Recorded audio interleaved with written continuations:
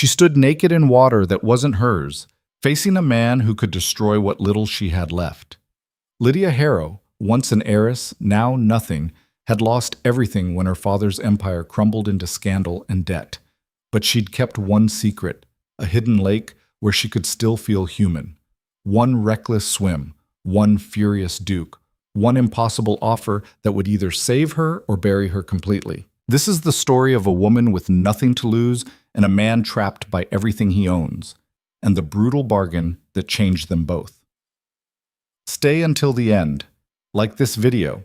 Comment your city below so I can see how far this story travels. The water was cold enough to hurt. Lydia Harrow welcomed it. Pain meant she was still alive, still capable of feeling something other than the hollow ache that had lived in her chest for the past 6 months. She floated on her back, eyes closed against the late afternoon sun filtering through the canopy of ancient oaks, and let the lake hold her the way nothing else in her life did anymore.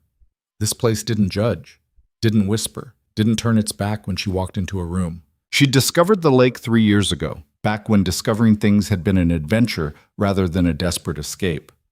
Her father had been alive then. The Harrow name had still meant something. She'd worn silk and attended balls and never once wondered where her next meal would come from. Funny how fast the world could tilt. The lake sat deep in frontier woods on the edge of what used to be Harrowland, before the creditors came, before the scandal broke, before her father put a pistol in his mouth in his study while she slept upstairs. Now it belonged to someone else. Everything did. But the new owners were never here, and Lydia had nowhere else to go where she could peel off the suffocating weight of being watched, pitied, scorned, so she kept coming, trespassing, not caring. The water rippled around her fingers as she moved them slowly, lazily. Above, a hawk circled.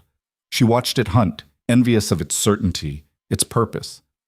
Hawks didn't worry about ruined reputations or empty purses or the way former friends crossed the street to avoid them. "You're on private property." The voice cut through the stillness like a blade. Lydia's body reacted before her mind caught up. She jerked upright, water sloshing around her shoulders, heart slamming against her ribs. Her feet found the silty bottom of the lake. She was in maybe 4 feet of water, but she might as well have been drowning. On the shore, 20 feet away, stood a man on horseback. Not just any man. Even at this distance, even with the sun behind him casting his face in shadow, Lydia knew exactly who he was. Everyone in 3 counties knew. Duke Rowan Blackthorne. He sat perfectly still on a massive black stallion, one hand loose on the reins, the other resting on his thigh. His coat was dark, his posture rigid, and even from here she could feel the weight of his stare. She was naked. Completely, utterly naked. Her dress lay in a careless heap on the bank beside him.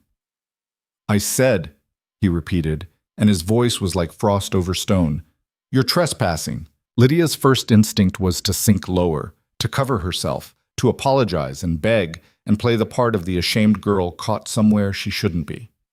But she'd spent 6 months apologizing for existing, 6 months making herself small, 6 months drowning in a different kind of water. So instead she lifted her chin. "I'm aware." The Duke's horse shifted. He controlled it with the barest touch, didn't even glance down. His attention stayed locked on her. Lydia couldn't see his expression clearly, but she felt it. Cold assessment, irritation, something else she couldn't name. "This lake is part of the Blackthorne estate," he said. "Has been for 4 months, which means you've been trespassing for 4 months." He'd known. Of course he'd known. A man like Rowan Blackthorne probably knew every sparrow that landed on his property. "Then why wait until now to confront me?" The question came out sharper than she intended. Fear did that, made her mean when she should be meek. "I was curious how long you'd continue. And now? Now I'm here." Lydia's arms were starting to ache from holding them across her chest beneath the water. The cold was seeping into her bones, but she didn't move toward the shore, toward him, toward her dress. Moving meant exposing herself even more than she already was. "Are you going to call the constable?" she asked. "Should I?" "That depends on whether you enjoy punishing people who have nothing left to take." Something flickered across his face, too quick to read. He dismounted in one smooth motion, boots hitting the ground without sound. He was tall. She'd known that, had seen him from a distance at her father's funeral, a dark figure at the edge of the crowd who'd left before the first shovel of dirt hit the coffin. He walked to her dress, picked it up. Lydia's stomach twisted. Don't. He looked at the dress, then at her. Don't what? Don't burn it. Don't throw it in the lake. Don't. Whatever you're planning. You think very little of me. I don't think of you at all, Your Grace. It was a lie. Everyone thought about Rowan Blackthorne, the Duke who'd inherited his title at 19 when his father died under mysterious circumstances, who'd built the family fortune into something obscene through methods no one quite understood, who never married, never smiled, never seemed to be anything other than exactly what he appeared, a man made of ice and calculation. He was 30 now. Lydia was 22. The gap felt wider than years. "You're Lydia Harrow," he said. Not a question. Was. Was?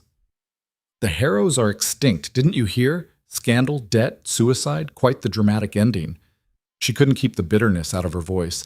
Didn't try. I bought your father's land. I know, you bought everything. The house, the stables, the orchards, this lake. She gestured around them. Congratulations. I hope it brings you joy. He folded her dress over his arm. The gesture was almost casual, but there was nothing casual about the way he watched her. Get out of the water. No. His eyebrows rose a fraction, probably the most expression she'd get from a face that looked carved from marble. No? You have my dress, you have my dignity. You don't get my obedience too. I could wait. Then wait. They stared at each other. The hawk was gone. The woods had gone quiet except for the lap of water against the shore and her own breathing, too fast, too loud. You're cold, he said. I'm fine. You're shaking. She was. She couldn't stop, but she'd be damned if she'd admit it. Rowan Blackthorne did something then that surprised her. He turned around, kept her dress, but turned his back to the lake, to her, giving her privacy she hadn't asked for. Get out, he said to the trees. We need to talk. About what? My punishment for trespassing? About an offer. Lydia didn't move. What kind of offer? The kind you'll want to hear before you freeze to death out of spite. Her teeth were chattering now. The sun was dropping, and the water that had felt refreshing an hour ago was leaching the warmth from her body. She had no money for a doctor if she got sick, no home to recover in, just a rented room above a tavern that smelled like old beer and desperation. Pride was expensive. She was broke. She waded toward the shore, water streaming from her skin, and snatched her dress from his outstretched hand without looking at him. He kept his back turned while she struggled into the damp fabric, fingers clumsy, everything clinging wrong. No corset, no petticoat, no stockings or shoes. She'd left those back in her room, wanting to feel the earth and water directly, wanting to be something other than the costume she wore in town. I'm decent, she said, though decent was a stretch. The dress was thin, wet, practically transparent. He turned. His eyes flicked down once, quick, then back to her face. His expression gave away nothing. Walk with me. I'd rather not. Miss Harrow, you have two options. His voice hadn't changed, still cold, still controlled, but there was steel underneath now. You can walk with me and hear what I have to say, or you can leave and I'll ensure the constable knows about your repeated trespassing on Blackthorne land. The choice is yours. That's not a choice, that's a threat. Yes. At least he was honest. Lydia's feet were bare, the ground covered in pine needles and stones. She didn't care. She fell into step beside him as he led his horse along the narrow path that circled the lake. He was several inches taller than her, and she had to work to keep up with his long strides. You don't have a coat, he observed. I didn't plan on company. Clearly, they walked in silence for a moment. The woods were deepening into dusk, shadows pooling between the trees. Somewhere an owl called.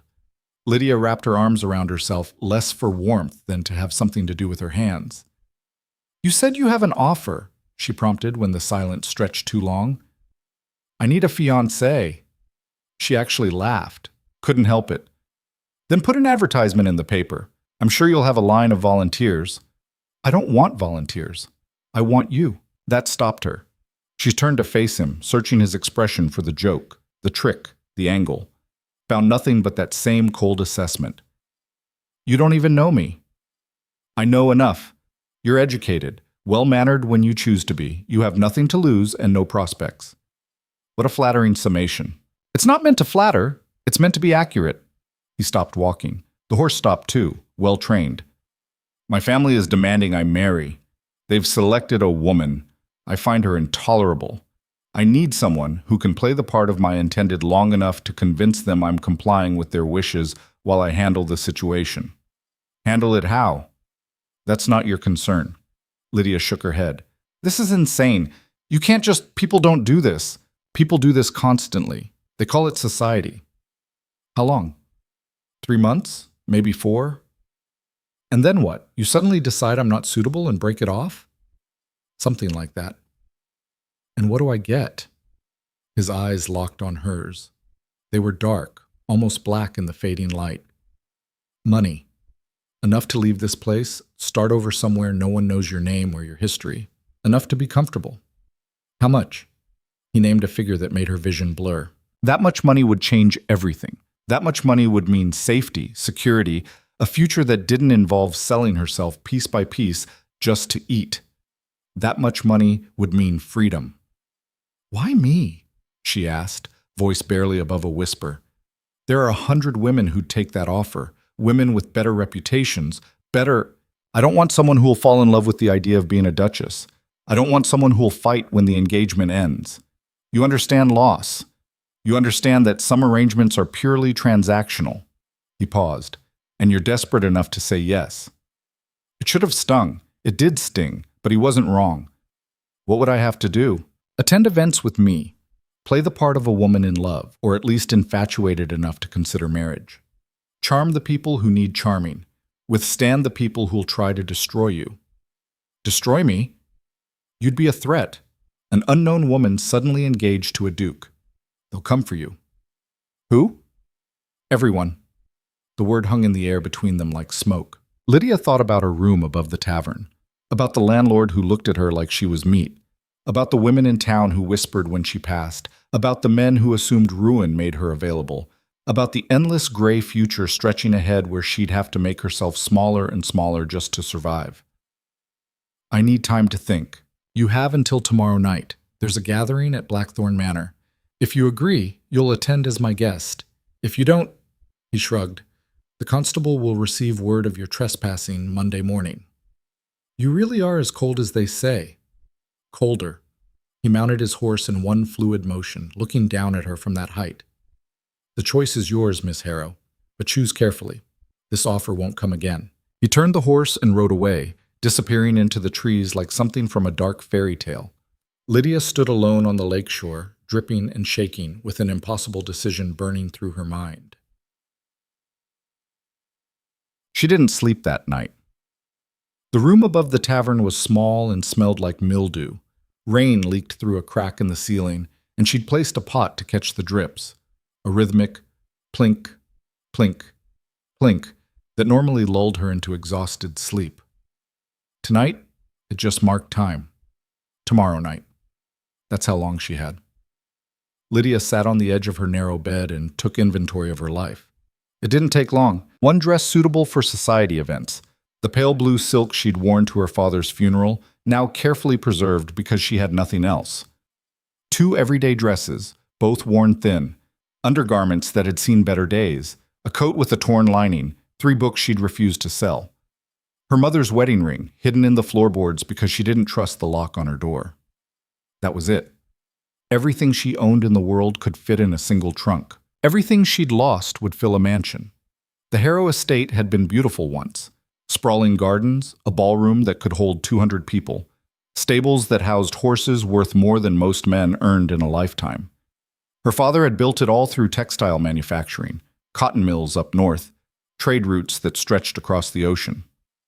Then the workers started dying. Cholera, the doctors said. Poor ventilation, worse sanitation, children working 16-hour shifts in conditions that would kill a grown man. When the newspapers got hold of the story, when the bodies stacked up, when the investigators came asking questions, her father had paid them off. All of them. Or tried to. But some scandals are too big to bury. The business collapsed. Partners fled. Creditors came calling. And her father, unable to face what he'd done, what he'd allowed, put a gun in his mouth on a Tuesday morning while Lydia was at the market buying bread. She'd come home to find servants already packing. News traveled fast when there was blood in the water. The funeral was small. The wake was smaller. And within a month she'd gone from heiress to homeless, from Miss Harrow of the Harrow estate to that poor girl, the one whose father. She'd learned to walk with her head up, learned to ignore the whispers, learned that survival meant swallowing pride like medicine. But this was different. Plink, plink, plink. Rowan Blackthorne wanted to use her, wanted her to play dress-up and pretend and smile while his world tried to eat her alive, wanted her to be a shield, a distraction, a convenient fiction, and in return, he'd pay her enough to disappear, enough to start over, enough to be free. Lydia pulled her mother's ring from its hiding place and held it up to the candlelight. Simple gold, worn smooth. Her mother had died when Lydia was 12. Fever, quick and brutal. She barely remembered her face anymore, just impressions. Soft hands, lavender soap, a laugh that sounded like bells. What would her mother say about this offer? What would her father say? She knew what they'd want her to say. No, absolutely not. You're a Harrow. Harrows don't make deals with men like Blackthorne. Harrows don't trade dignity for money. But Harrows also didn't survive scandal and ruin. Harrows put guns in their mouths. Harrows quit. Lydia wasn't a quitter. She slipped the ring back into the floorboards and made her decision. Blackthorne Manor sat on a hill like a crown on a head, all gray stone and sharp angles, windows that caught the setting sun and threw it back like a challenge. Lydia approached in a hired carriage, the last of her money spent on transportation, and the desperate hope that this wasn't a mistake. She wore the blue silk. It was out of fashion and too tight in the shoulders, but it was all she had. She'd done her hair herself, no maid to help, and she knew it looked amateurish compared to the elaborate styles the other women would wear. But her spine was straight and her chin was up, and that would have to be enough. The carriage stopped at the bottom of a long drive lined with lanterns. A footman appeared at the door, hand extended to help her down. He was young, maybe 17, and trying very hard not to stare at her worn dress. "Miss Lydia Harrow," she said, and hated how her voice shook on her own name. "I'm expected." The footman's eyes widened. "Yes, miss," His Grace said. "Please, follow me." He led her up the drive, past manicured gardens and marble fountains, past carved lions that seemed to watch her climb. The manor's front doors were massive, oak and iron, opened by 2 more footmen in Blackthorne livery. Inside was wealth, obscene, overwhelming wealth. Crystal chandeliers dripped light onto floors so polished Lydia could see her reflection. Oil paintings in heavy gold frames lined the walls. Ancestors, probably, generations of Blackthorns staring down with varying degrees of judgment. A grand staircase swept upward, red carpet runner held in place by brass rods. And people. Everywhere. People. Women in gowns that cost more than Lydia's father's funeral. Men in perfectly tailored coats, watches glinting at their wrists.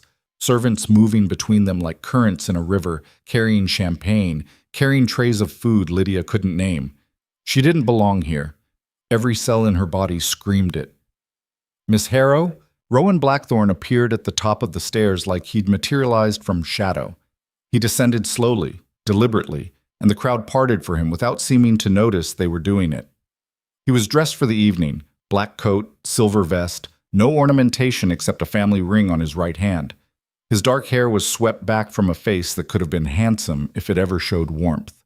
As it was, he looked like exactly what he was, a predator in human form. He stopped in front of her, didn't smile. "You came." "I said I would." "You didn't say you would. You didn't say anything." "I'm here." That's my answer. Something flickered in his eyes, approval maybe, or just satisfaction at getting his way. He offered his arm. "Then let's begin." She took it. His arm was solid beneath her hand, muscle and bone, radiably warm even through the fabric. He led her into the crowd and immediately the whispers started. "Is that Harrow girl, the one who's... What is she doing here?" Rowan didn't react, didn't slow. He walked her straight through the center of the room like they owned it, which, she supposed, he did, and stopped in front of a group of older women clustered near the fireplace. Lady Pemberton, Lady Ashworth, Mrs. Winters, may I present Miss Lydia Harrow? The women stared. One of them, Lady Pemberton, iron gray hair and a face like a hatchet, looked Lydia up and down with open disdain. Harrow, she said, tasting the name.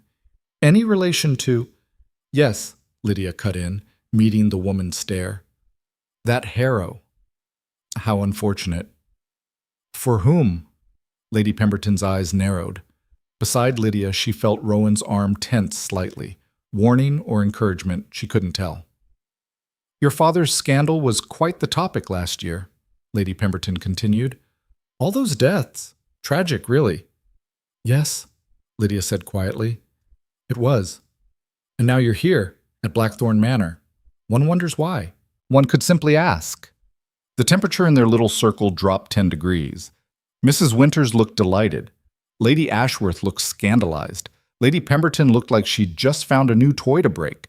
Before anyone could speak, a new voice cut through the tension.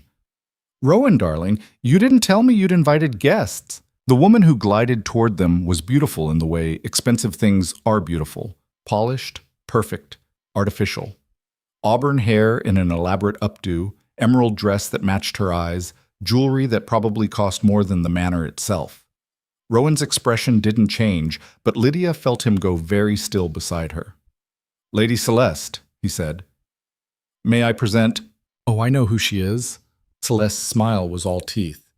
Miss Harrow, the girl whose father— Well, we all know that story, don't we? She looked at Rowan. How charitable of you to invite her, though I'm not sure your mother would approve of you associating with such scandal. My mother is dead, Rowan said flatly. Yes, well, standards outlive us all. Celeste's attention swung back to Lydia. That's a lovely dress. Is it vintage? It was an insult disguised as a compliment. Everyone in the circle knew it. Lydia smiled. It is. I'm quite fond of it. Unlike some things, it's retained its value. Celeste's smile went rigid. If you'll excuse us, Rowan said, and steered Lydia away before anyone could respond. He walked her to a quieter corner of the room, near tall windows that overlooked the gardens. Outside, dusk was falling, lanterns being lit along the paths. That was Lady Celeste Winters, he said quietly. The woman my family has selected for me to marry. Lydia looked back across the room. Celeste was holding court now, surrounded by admirers, laughing at something one of them said. She was radiant, confident, everything Lydia wasn't. She seems charming, Lydia said dryly. She's a viper. Then why does your family want you to marry her? Her father owns half the railroads in the country. The marriage would merge our family's interests, create an empire. His voice was utterly devoid of emotion. And she's been in love with the idea of being Duchess since she was 16. Has she been in love with you? He looked at her then, really looked at her. No one's in love with me, Miss Harrow. They're in love with my title. Before Lydia could respond, a servant appeared with champagne. Rowan took 2 glasses, handed her one. Their fingers brushed. His were cold. To our arrangement, he said quietly, raising his glass. Lydia hesitated, then clinked her glass against his. To 3 months. 4, possibly. Don't push it. The corner of his mouth twitched. Not quite a smile, but close. They drank. The champagne was perfect, crisp, cold, expensive. Lydia had forgotten what expensive tasted like. She forced herself to sip slowly, to savor it, to not gulp it down like a woman dying of thirst. They're watching us, Rowan said, not looking at the crowd. I noticed. We need to give them something to watch. What did you have in mind? He set his glass down on a nearby table, then took hers and did the same. Then he turned to face her fully, close enough that she had to tilt her head back to meet his eyes. May I have this dance? Music was playing, a string quartet in the corner that Lydia hadn't even registered. Couples were already moving onto the floor, a waltz beginning. I haven't danced in months, she said. Then it's time to remember. He led her onto the floor. His hand found the small of her back, firm and warm through the silk. Her hand rested on his shoulder, solid muscle beneath the expensive fabric. Their other hands clasped, his grip strong enough to guide but not control. And then they were moving. Lydia stumbled once, twice, but he adjusted smoothly, making it look intentional. The music swelled around them. Other couples blurred in her peripheral vision. All she could see was him, dark eyes locked on hers, expression unreadable, leading her through steps she'd learned as a girl in a different lifetime. "You're shaking," he murmured. "I'm terrified." "Good. Fear makes you careful." "Does anything scare you?" "Yes." "What?" "Losing control." The honesty startled her. She'd expected deflection, a clever non-answer. Instead, he'd given her truth. "Is that what I am?" she asked quietly. "A way to maintain control?" "You're a solution to a problem." "How romantic." "I never promised you romance, Miss Harrow." "What did you promise me?" "Money. Freedom. A way out." "And what do you get?" His eyes darkened. "The same thing." The waltz ended. They stopped moving but didn't step apart. Around them, couples were separating, applauding politely, moving off the floor. Rowan and Lydia stood still, caught in something neither of them seemed ready to name.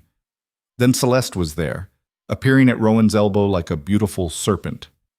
"My turn," she said brightly, not looking at Lydia at all. "You don't mind, do you?"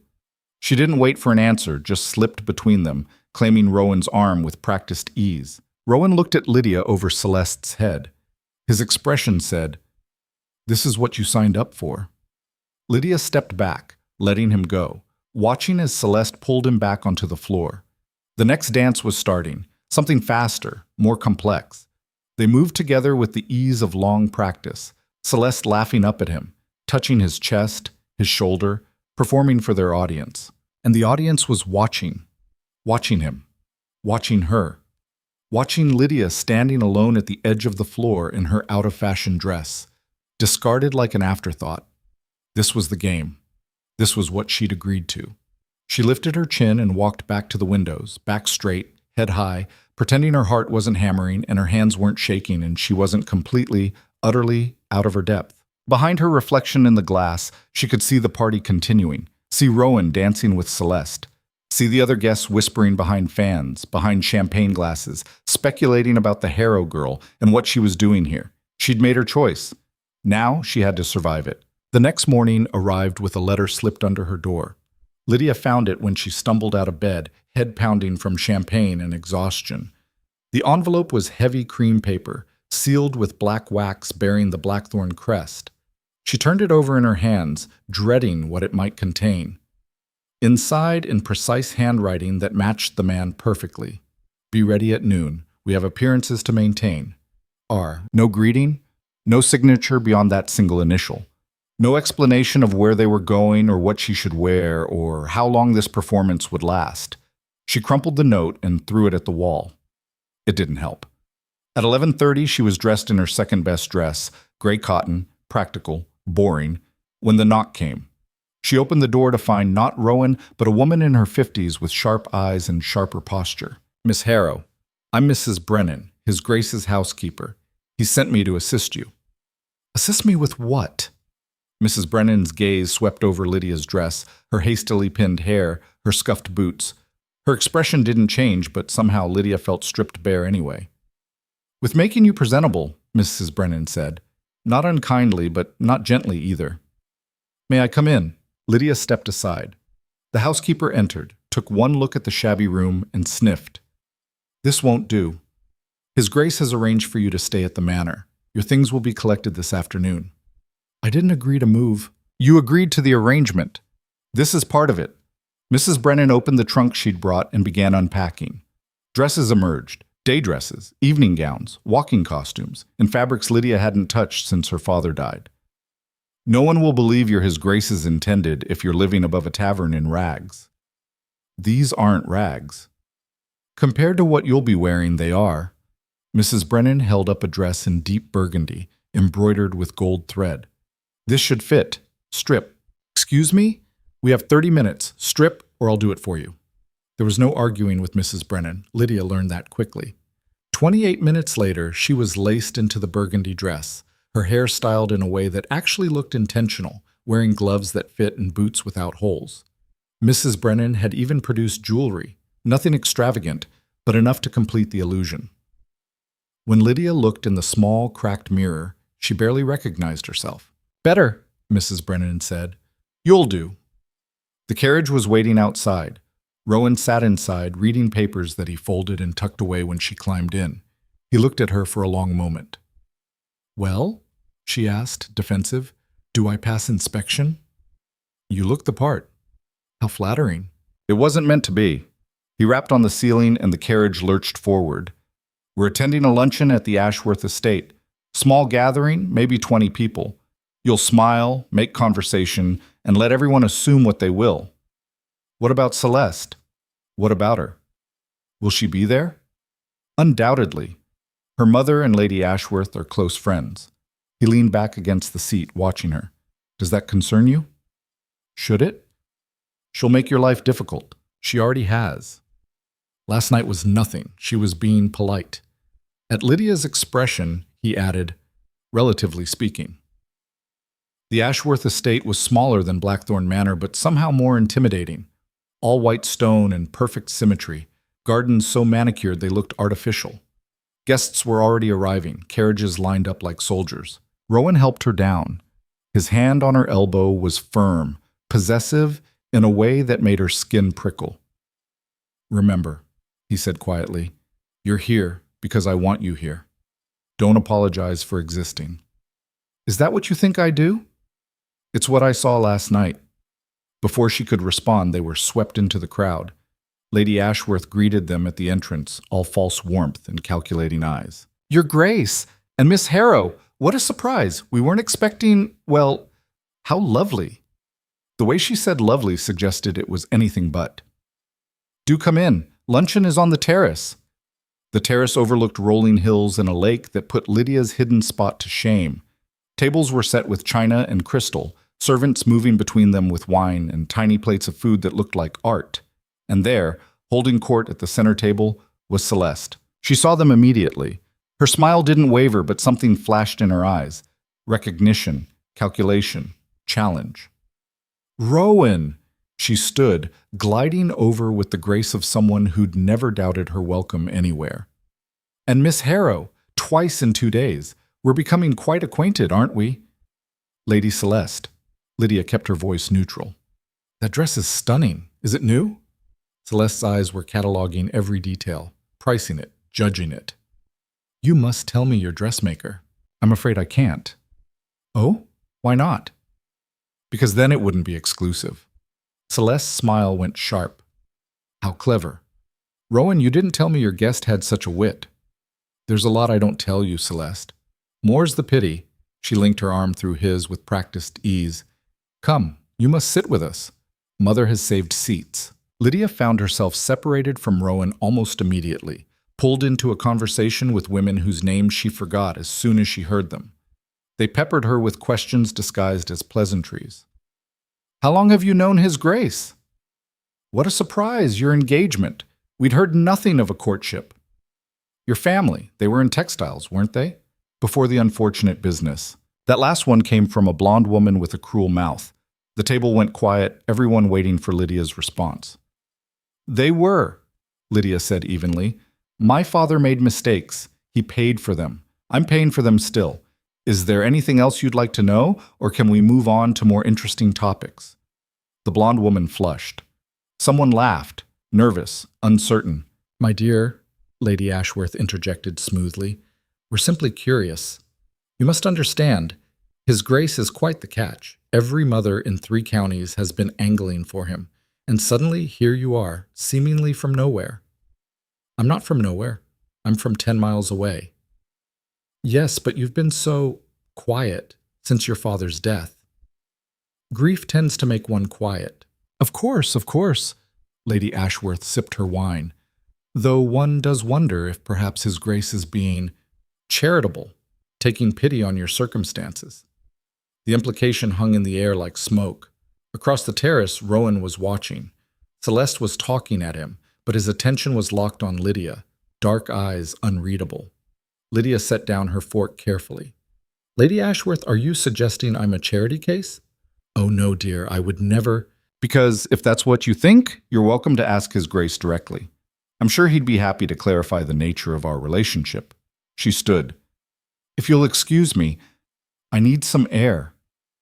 She walked away before anyone could stop her, down stone steps into the gardens, following a path between hedges tall enough to hide her from view. Her hands were shaking, her chest was tight. Don't apologize for existing, Rowan had said. Easy for him. He was a duke. He could exist however he wanted. That was brave. Lydia spun. A woman stood a few feet away, older, maybe 60, with silver hair and kind eyes. She wore a simple gray dress and leaned on a walking stick. Or stupid, Lydia said. I haven't decided which. Both, probably. The best decisions usually are. The woman moved closer. I'm Margaret Ashworth. That's my daughter-in-law holding court up there, pretending she runs my house. I know who you are, child. Everyone does. Margaret settled onto a stone bench and patted the space beside her. Sit.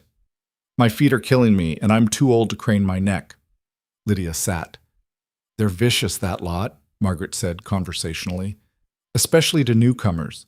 Especially to women they see as threats. I'm not a threat. You're engaged to a duke. Of course you're a threat. Margaret studied her. The question is whether you'll survive it. I survived worse. Have you? Your father died, your fortune vanished, your reputation was destroyed. But you were alone then. Now you're in the arena, and there are rules you don't know. Weapons you can't see. She paused. Celeste Winters has been planning to marry Rowan Blackthorne since she was 16 years old. She won't let you take that from her without a fight. I'm not taking anything. This is temporary. Margaret's eyebrows rose. Is it? It's an arrangement. 3 months, maybe 4. And you think Celeste knows that? Lydia hadn't considered it. The arrangement was between her and Rowan. Private. But to everyone else? She thinks I'm stealing her future, Lydia said slowly. She thinks you're destroying a decade of careful planning, which means she'll destroy you first. Margaret stood, leaning on her stick. Be careful, Miss Harrow. Society can be deadlier than scandal. She walked away, leaving Lydia alone in the garden with a knot of dread in her stomach. When she returned to the terrace, lunch was ending. Rowan appeared at her side immediately. We're leaving, he said. Already? You've made your appearance. That's enough. He led her back to the carriage without explanation. Once inside, he knocked on the ceiling and they pulled away. What did Margaret Ashworth say to you? He asked. How did you know? I saw her follow you. What did she say? Lydia hesitated, then told him. All of it. The warning, the comment about Celeste's plans, the implication that Lydia was in more danger than she'd realized. Rowan listened without interrupting. When she finished, he was quiet for a long moment. She's right, he said finally. About which part? All of it. Celeste won't accept this. She'll come for you. Then why didn't you warn me? Would you have believed me if I had? He had a point. What do I do? Lydia asked. You fight back. I don't know how. Then learn. He looked at her, and for the first time she saw something other than ice in his expression. Not warmth exactly, but recognition. You stood up to Lady Ashworth. You didn't back down, didn't apologize. Do that again, every time. And if I can't, then you'll fail, and I'll find someone else. The bluntness stung, but it was honest. This was a transaction. She needed to remember that. The carriage pulled up to Blackthorne Manor. Servants appeared to help her down, to carry in the trunk that Mrs. Brennan had apparently already packed and transported from her room. Your chambers are in the East Wing, Rowan said. Second floor, blue room. Mrs. Brennan will show you. Dinner is at 8. Don't be late. He walked away before she could ask any of the 100 questions burning through her mind. Mrs. Brennan appeared like she'd been summoned by thought. This way, miss. The blue room was bigger than Lydia's entire previous residence. 4-poster bed, massive wardrobe, a sitting area with chairs and a writing desk. Windows overlooked the gardens. Everything was pristine, expensive, suffocating. Your things are already unpacked, Mrs. Brennan said. If you need anything, pull that cord. Someone will come. Mrs. Brennan. Yes? Why is he doing this? The housekeeper's expression softened slightly. That's between you and his grace, miss. But if you're asking whether he's cruel, he's not. Cold, yes. Difficult, certainly, but not cruel. She paused at the door. He chose you for a reason. Try to live up to it. Then she was gone, and Lydia was alone in a room that cost more than her father's entire estate had at its peak. She walked to the window and looked out at the grounds. Somewhere down there was the lake where this had all started, where she'd been caught, exposed, offered an impossible bargain. She'd said yes. Now she had to figure out how to survive it. Dinner was an ordeal. Rowan sat at the head of a table long enough to seat 20, Lydia to his right. They were alone. No guests, no family, just two people in a cavernous dining room with servants bringing course after course of food she barely tasted. "You're quiet," Rowan observed. "I'm thinking. About? How to not get destroyed by your world. Our world now. For 3 months. 4, possibly." She almost smiled. Almost. They ate in silence for a while. The food was extraordinary. Roasted duck, vegetables she couldn't name, wine that probably cost more than she'd earned in a year when she'd had income. She forced herself to eat slowly, properly, the way she'd been taught as a child. "Tomorrow," Rowan said, setting down his fork, "we're attending the theater. Box seats. Very public. More performance. Yes, but this time Celeste will be prepared.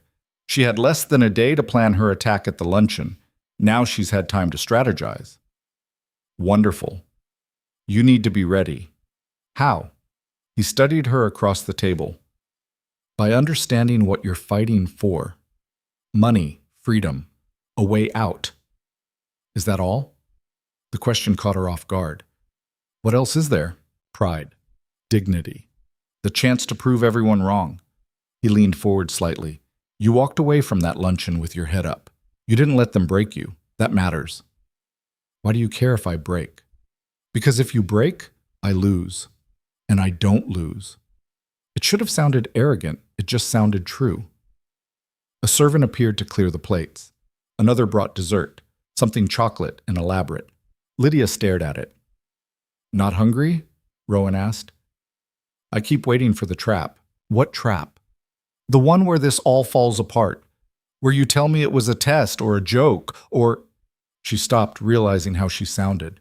Paranoid, desperate. "This isn't a trap, Miss Harrow. It's exactly what I said it was, a transaction. I need you to play a part. You need money to survive. We both get what we want."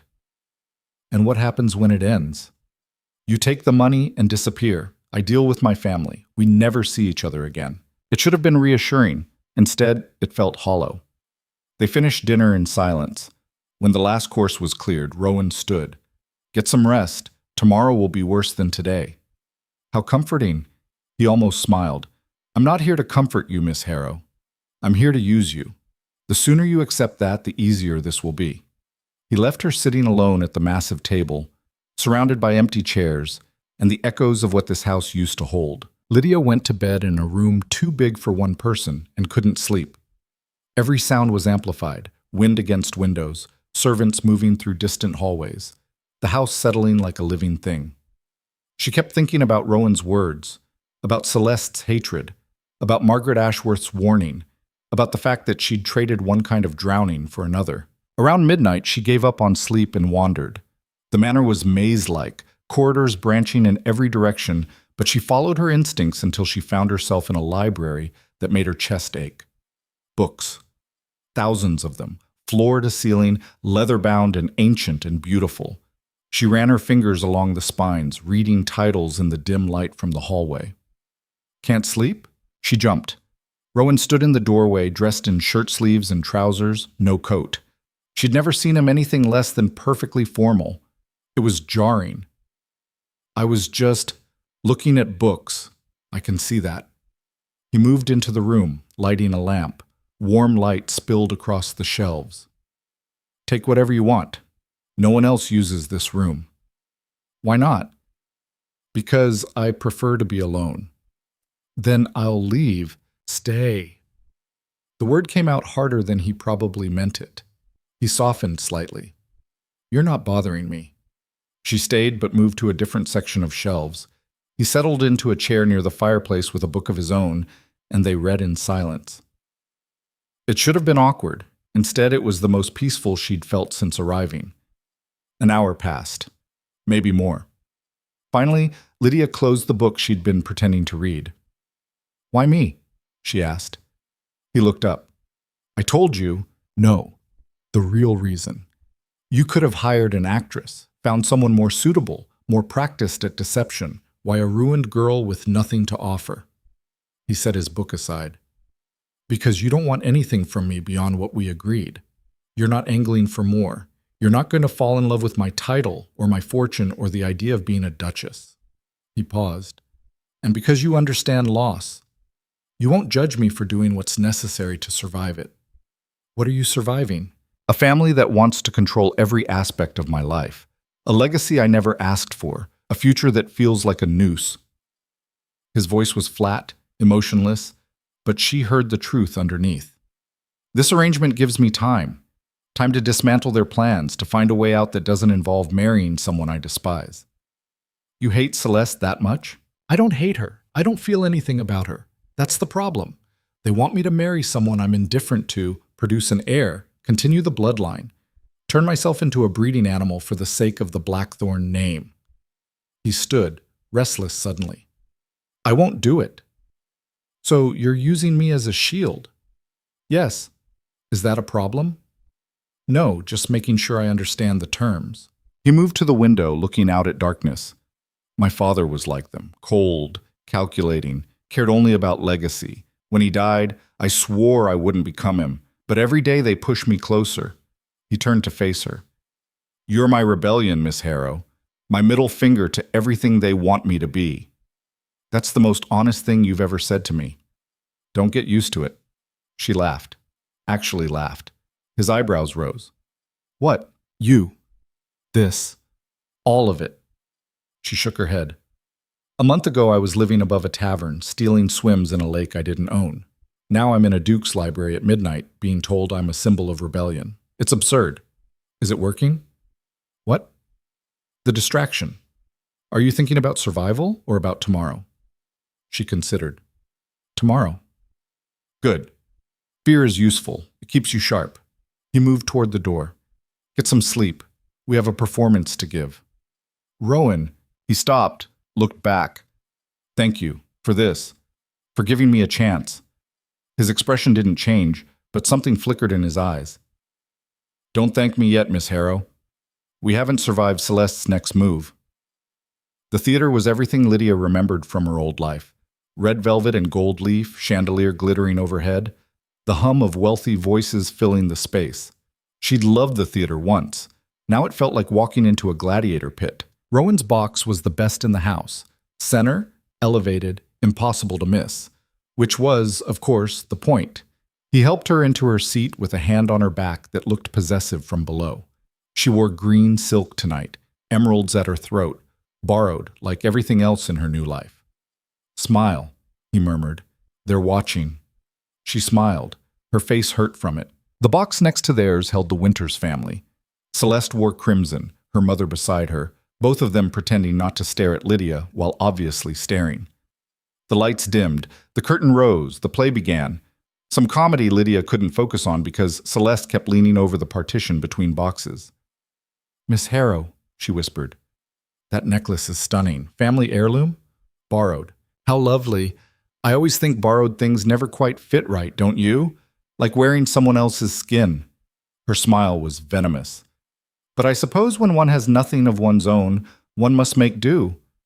Beside Lydia, Rowan had gone very still. "At least I know how to be grateful," Lydia said quietly. "Some people are given everything and still want more." Celeste's eyes flashed. "Careful, dear. You're new to this world. You don't know the rules yet. Then perhaps you should teach me, unless you're afraid I'll learn too quickly." The intermission bell rang. Celeste stood, smoothing her dress. "Do join us for champagne, won't you? I'd love to continue this conversation." She swept away, her mother following like a shadow. "Don't," Rowan said quietly. "Don't what?" "Engage with her. She's baiting you." "I know." "Then why?" "Because I'm tired of being quiet." Lydia stood. "And because if I'm going to be destroyed, I'd rather it be on my terms." She left the box before he could stop her, following Celeste into the lobby where intermission champagne flowed and conversations hummed. Celeste was holding court near the center, surrounded by her usual admirers. When she saw Lydia, her smile went sharp. "Miss Harrow, come, join us. We were just discussing the performance. What did you think?" "I think the leading lady is trying too hard," Lydia said, overacting, desperate to be noticed. The group went quiet. Celeste's smile didn't waver, but her eyes went cold. "How interesting. I thought she was quite good." "Did you? I suppose we all see what we want to see." "Indeed." Celeste sipped her champagne. "Speaking of seeing things, I couldn't help but notice His Grace seems quite attentive to you. One might almost think he cares." "One might. But we both know better, don't we?" Celeste moved closer, voice dropping so only Lydia could hear. "This is a game, dear. And you're a piece, not a player. The sooner you understand that, the less it will hurt when he discards you." "Is that what happened to you? He discarded you?" Celeste's mask slipped. Just for a second, but Lydia saw it. Raw fury, burning hatred, years of rejection crystallized into pure venom. "I am not you," Celeste said softly. "I have value beyond desperation. I have a name, a fortune, a future. You have nothing but the charity of a man who pities you. If he pities me so much, why am I wearing his emeralds and you're standing here trying to convince yourself you've already won?" The slap came fast, Celeste's hand across Lydia's face, sharp enough to turn her head, loud enough to silence the entire lobby. Everyone stared. Lydia's cheek burned. Her eyes watered. But she didn't touch her face, didn't step back, didn't give Celeste the satisfaction. "Feel better?" she asked quietly. Celeste was breathing hard, face flushed. She'd lost control and she knew it. Everyone knew it. "You'll regret this," Celeste whispered. "Probably. But so will you." Rowan appeared then, cutting through the crowd like a blade. He looked at Lydia's reddening cheek, at Celeste's furious expression, at the circle of witnesses who'd just watched the future Duchess slap a nobody in the middle of the theater. "We're leaving," he said. Not to Celeste, to Lydia. He offered his arm. She took it. They walked out together, heads high, leaving Celeste standing in the wreckage of her own rage. In the carriage, Rowan pulled out a handkerchief and pressed it to her cheek. The touch was gentle, almost tender. "That was stupid," he said. "I know. She'll destroy you for that. Let her try."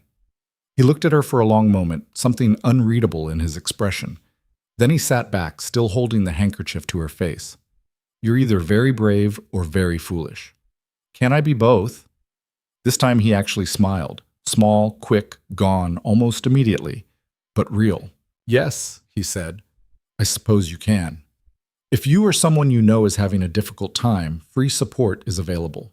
Find resources." The carriage wheels hit a rut, jolting them both. Rowan's hand slipped, the handkerchief falling to the seat between them. Neither of them reached for it. "She won't let this go," Lydia said, touching her cheek where the skin still burned. "The slap. The public humiliation. She'll retaliate." "I know. And you're fine with that?" "No. But it's done now." He leaned back, shadows from the passing street lamps cutting across his face. "We move forward." "How?" "By not giving her ammunition." He looked at her directly.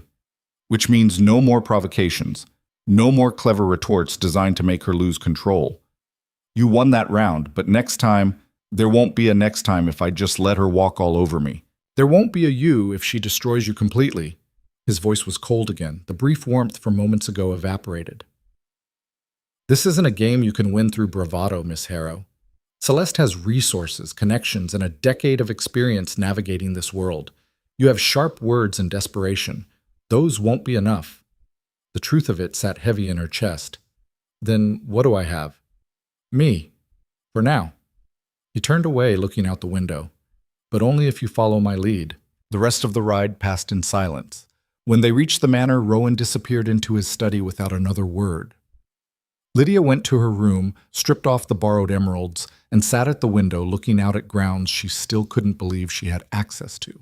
Her cheek had stopped burning, but the mark remained, red, obvious, shameful.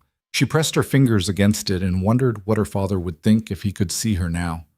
Living in luxury earned through deception, playing pretend with a man who saw her as a tool, wearing someone else's jewels because she'd sold everything of her own. Would he be proud she'd survived, or disgusted by how? A knock interrupted the spiral.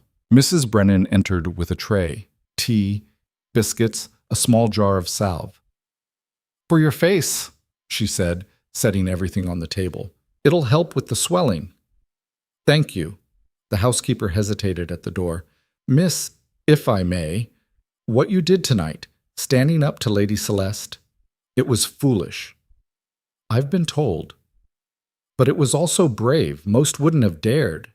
She paused. "His Grace doesn't suffer cowards. Remember that." Then she was gone, leaving Lydia alone with tea she didn't want and questions she couldn't answer. She applied the salve, wincing at the sting. In the mirror, her reflection looked back, pale, tired, wearing an expensive nightgown that didn't belong to her. None of this belonged to her. Not the room, not the clothes, not the temporary protection of Rowan Blackthorn's name. In 3 months, it would all be gone. She'd have money, yes, but she'd also have enemies. Women like Celeste didn't forget, didn't forgive. Lydia blew out the candle and climbed into bed, pulling the covers up to her chin like armor. Sleep came eventually, fitful and full of dreams where she was drowning in green silk while people watched from the shore, not helping. Morning brought a summons to breakfast. Not in the dining room, but in a smaller parlor she hadn't seen before, intimate and uncomfortably close. Rowan was already there, reading a newspaper he folded when she entered. "Sit." She sat. A servant appeared with coffee, eggs, toast, normal food made surreal by the circumstances. "We have a problem," Rowan said without preamble. "What kind of problem?" He pushed the newspaper across the table. The society page. There, in stark black and white, was an account of last night's theater incident. The writer had been generous to Celeste, vicious to Lydia. Unknown woman provokes Lady Celeste Winters into public altercation. Sources say the mysterious Miss H, rumored to be connected to Duke Blackthorn, deliberately antagonized the well-respected Lady Winters until the situation escalated. Those present noted Miss H's aggressive demeanor and inflammatory remarks. One must wonder what designs this newcomer has on his Grace, and whether her intentions are honorable. "They're making me the villain," Lydia said, disbelief sharp in her voice. "Of course they are. Celeste controls the narrative. She has friends at every paper, every salon, every drawing room in society." He took a measured sip of coffee. "By noon, everyone will believe you attacked her unprovoked." "That's not what happened." "It doesn't matter what happened. It matters what people believe happened." He set down his cup. "This is what I warned you about. This is how they fight." Lydia pushed the paper away, appetite gone. "What do we do?" "We attend the Pemberton Ball tonight." "Are you insane after this? Especially after this. If we hide, it confirms their narrative. We show up, heads high, and we remind them that you're with me. That should be enough to give them pause." "Should be?" "Nothing's guaranteed, Miss Harrow. You knew that when you agreed to this." He was right. She had known. But knowing something intellectually and living through it were very different things. "Will Celeste be there?" "Undoubtedly. Which is why you'll be on your best behavior. Smile, be gracious, give them nothing to use against you. Just roll over and take it? Strategically retreat. There's a difference." He stood. "We leave at 7. Wear the silver. It makes you look untouchable." The silver dress was stunning, all ice and moonlight, fitted perfectly, expensive enough to make her nervous. Mrs. Brennan helped her into it, laced her tight, arranged her hair in elaborate curls that took an hour to perfect. When Lydia looked in the mirror, she barely recognized herself. She looked wealthy, powerful, like someone who belonged at a duke's side. The illusion was perfect, and completely hollow. Rowan was waiting at the bottom of the stairs, dressed in black that made him look even more severe than usual. When he saw her, something flickered across his face, too quick to name, gone before she could interpret it. "You'll do," he said. Such high praise. The Pemberton Ball was being held at their estate outside the city, a sprawling mansion lit by what must have been 1,000 candles. Carriages lined the drive, music spilling out into the night, laughter carrying on the wind. Inside was excess. Champagne fountains, elaborate floral arrangements, women dripping in jewels, and men radiating self-importance. Lydia's hand tightened on Rowan's arm as they entered. Breathe, he murmured. You look terrified. I am terrified. Don't show it. Easy for him to say. Lady Pemberton greeted them with the warmth of a snake eyeing prey. Your Grace, and Miss Harrow, how bold of you to attend after last night's unfortunate incident. Unfortunate? Rowan's voice could have cut glass. I'd call it enlightening. Would you? How interesting. Her eyes fixed on Lydia. I do hope you're feeling well, my dear. Such a shock, being accosted in public. Accosted, as if Celeste had been the victim. I'm perfectly well, thank you, Lydia said, forcing brightness into her voice. These things happen in polite society, I'm learning. All part of the experience. Lady Pemberton's smile went rigid. Indeed. Do enjoy the evening. They moved into the crowd. Everywhere Lydia looked, people were watching, whispering. The newspaper article had done its work. She could see it in their faces. Suspicion, judgment, curiosity about the woman who'd apparently provoked sweet, innocent Celeste Winters.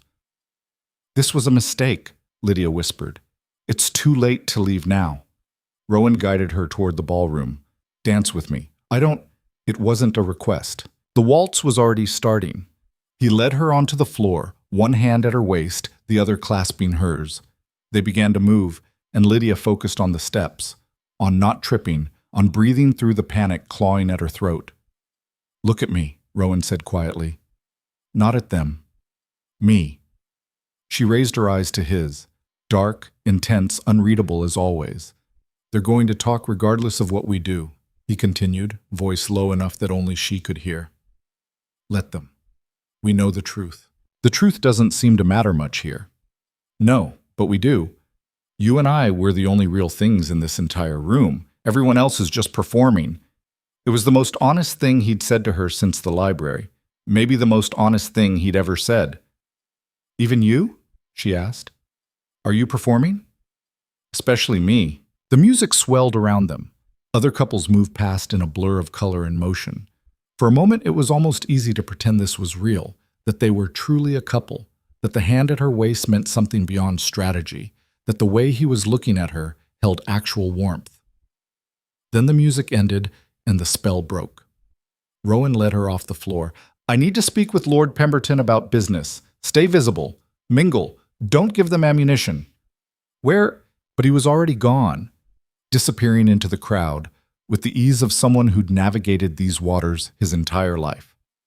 Lydia stood alone at the edge of the ballroom, silver dress shimmering, feeling more exposed than she had naked in the lake. Well, the fallen heiress graces us with her presence. She turned. A man stood there, late 20s, handsome in a practiced way, smile not reaching his eyes. She didn't recognize him. I'm sorry, have we met? Lord Marcus Sheffield. And no, we haven't. Your family was already in decline before I entered society. He sipped his champagne. Though I certainly heard about the spectacular collapse. Your father's suicide was quite the scandal. The casual cruelty of it took her breath away. Excuse me. Oh, don't run off. I'm curious about you. Everyone is. He moved closer, voice dropping. What exactly are your intentions with Blackthorn?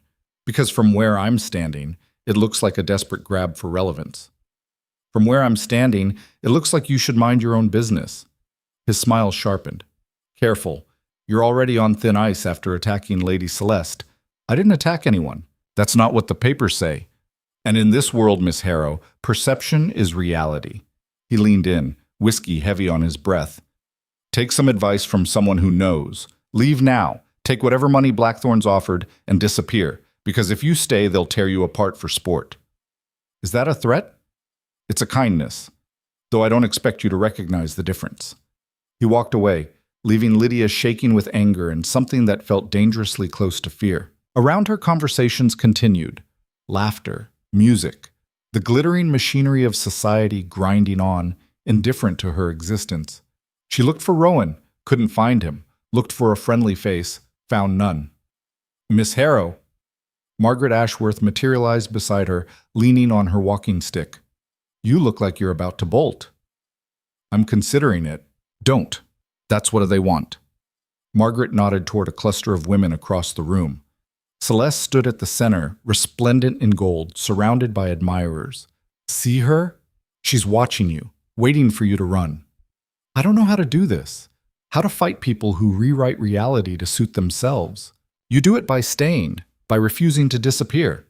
Margaret's eyes were kind but firm.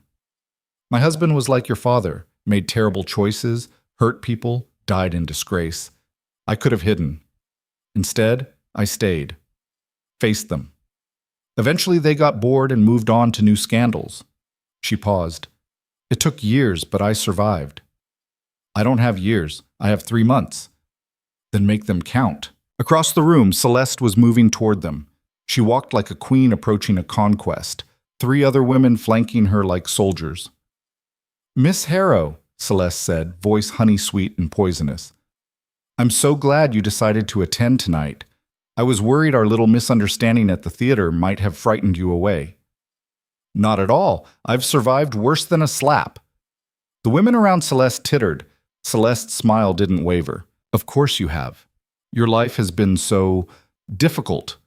All that loss. All that shame. She sighed dramatically. Which is why I've decided to forgive you for last night. Clearly, you're under tremendous strain. Acting out is understandable under the circumstances. It was a trap. Every word carefully chosen to paint Lydia as unstable, pitiable, beneath Celeste's notice. How generous, Lydia said evenly, though I wasn't aware I'd asked for forgiveness. Oh, you didn't, but I'm offering it anyway. Because unlike some people, I believe in charity. Celeste's eyes glittered with malice. Speaking of which, that dress is lovely. Is it borrowed? I only ask because I'd hate for you to be embarrassed if the real owner asked for it back mid-evening. The women around her laughed. Sharper now, crueler. Everything I'm wearing belongs to me, Lydia said, which was technically true even if legally complicated. Does it? How wonderful. I'm so glad Rowan's generosity has extended to a new wardrobe, though one does wonder what you had to do to earn it. The implication hung in the air like smoke. Lydia's hands clenched at her sides. Every instinct screamed to lash out, to defend herself, to wipe that smug expression off Celeste's perfect face. But Rowan's warning echoed, no more provocations. So instead she smiled. I'm not sure what you're implying, Lady Celeste. Perhaps you could be more direct? I'm implying nothing, dear. Simply observing. A woman with no fortune, no prospects, suddenly living at Blackthorn Manor, wearing expensive gowns, playing at being His Grace's intended, well, one draws one's own conclusions. And what conclusions have you drawn? Celeste's mask slipped slightly. That you're a desperate woman making desperate choices. That this charade won't last, and that when it ends, and it will end, you'll be right back where you started, alone, broke, forgotten. Is that what you tell yourself at night? To sleep better? I sleep perfectly well, Miss Harrow. Can you say the same? The truth was, Lydia barely slept at all, but she wasn't about to admit that. I sleep like the dead, she lied. Must be the clear conscience. One of the women flanking Celeste gasped. Another covered a laugh with her hand. Celeste's expression went cold. You're playing a game you don't understand, she said quietly, stepping closer. Close enough that only Lydia could hear. And when I'm done with you, there won't be enough left to bury. Bold words from someone who had to slap me to feel powerful. Celeste's hand moved, another slap incoming, but this time Lydia was ready. She caught Celeste's wrist mid-swing, held it firm. The ballroom seemed to hold its breath. Once was humiliating for both of us, Lydia said softly. Twice would just be pathetic, don't you think? She released Celeste's wrist and stepped back. Around them people were staring, whispering, recording every detail to share later. Celeste's face was flushed, her breathing uneven. She'd lost control again, and everyone had seen it. You'll regret this, she hissed. I already do, but I'll regret it on my own terms. Rowan appeared then, cutting through the crowd like he'd been summoned. He took in the scene, Celeste's fury, Lydia's defiance, the circle of witnesses, and his expression darkened. We're leaving, he said to Lydia, then to Celeste. Control yourself. You're embarrassing your family. I'm embarrassing, Celeste sputtered. She's the one. Good night, Lady Celeste. He guided Lydia away, hand firm on her elbow, moving fast enough that she had to hurry to keep up. They were out the door, down the steps, into the carriage before she could process what had happened. The moment the door closed, Rowan rounded on her. What did I tell you? I didn't provoke her. She came to me, and you engaged, again, after I explicitly told you not to. Was I supposed to just stand there and take it? Let her call me a whore in front of everyone? Yes, that's exactly what you were supposed to do. His voice was ice. Because now you've given her exactly what she wanted. More ammunition. More evidence that you're unstable, aggressive, unsuitable. I caught her wrist. I stopped her from hitting me. How is that? It doesn't matter what actually happened. It matters how it looks, and it looks like you started another confrontation with her. He leaned back, jaw tight. Tomorrow's papers will crucify you for this. Then maybe I should just leave. Save us both the trouble. Maybe you should. The words hung between them, sharp and final. Lydia's chest constricted. You mean that? I mean you're more trouble than you're worth if you can't follow simple instructions. Simple. She laughed, bitter and raw. Nothing about this is simple. You threw me into a pit of vipers and told me not to get bitten. That's not strategy. That's suicide. It's survival, which you seem determined to sabotage.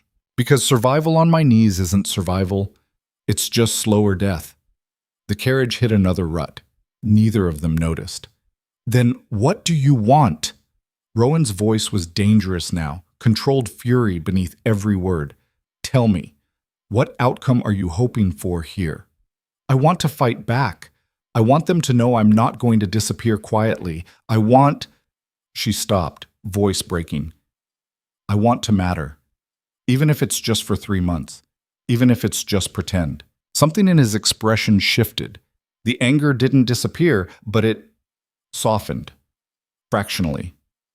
You matter, he said quietly. But not because you fight.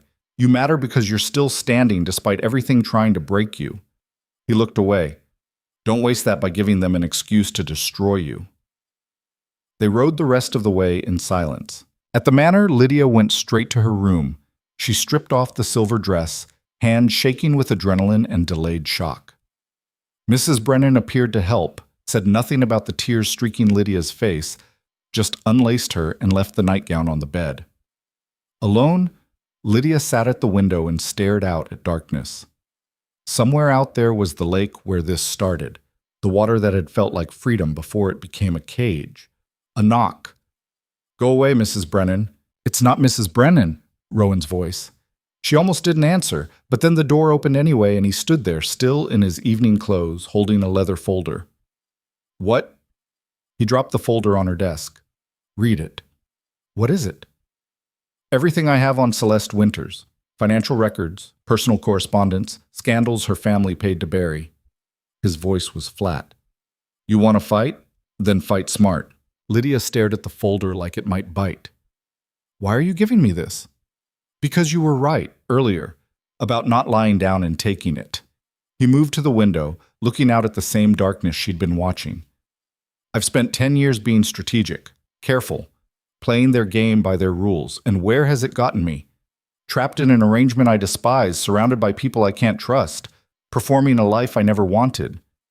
Rowan, you're the first person in years who's fought back. Messily, stupidly, but you fought, and maybe... He stopped, jaw working. Maybe that's what I need. What we both need. I don't understand. He turned to face her. I want to change the terms of our arrangement. Her heart stuttered. How? Help me destroy them. Not just survive the next 3 months, actually burn their world down. Expose the rot underneath all this performance. Make them pay for every person they've crushed to maintain their power. That's not what we agreed to. No. It's better. His eyes were intense, alive in a way she'd never seen. You get your money regardless. But if you stay, if you help me, you get revenge too. On everyone who looked down at you, who whispered about your father, who treated you like you were less than nothing. It was insane, dangerous, everything she should say no to. How? She asked. We start with Celeste. Use what's in that folder to dismantle her piece by piece, then we move to the others. Everyone who's built their power on lies and secrets and buried sins. He stepped closer. But it has to be you. I can't be seen leading this. I need someone they've underestimated, someone they think is just a desperate girl with nothing to lose. Someone like me. Exactly like you. Lydia looked at the folder again.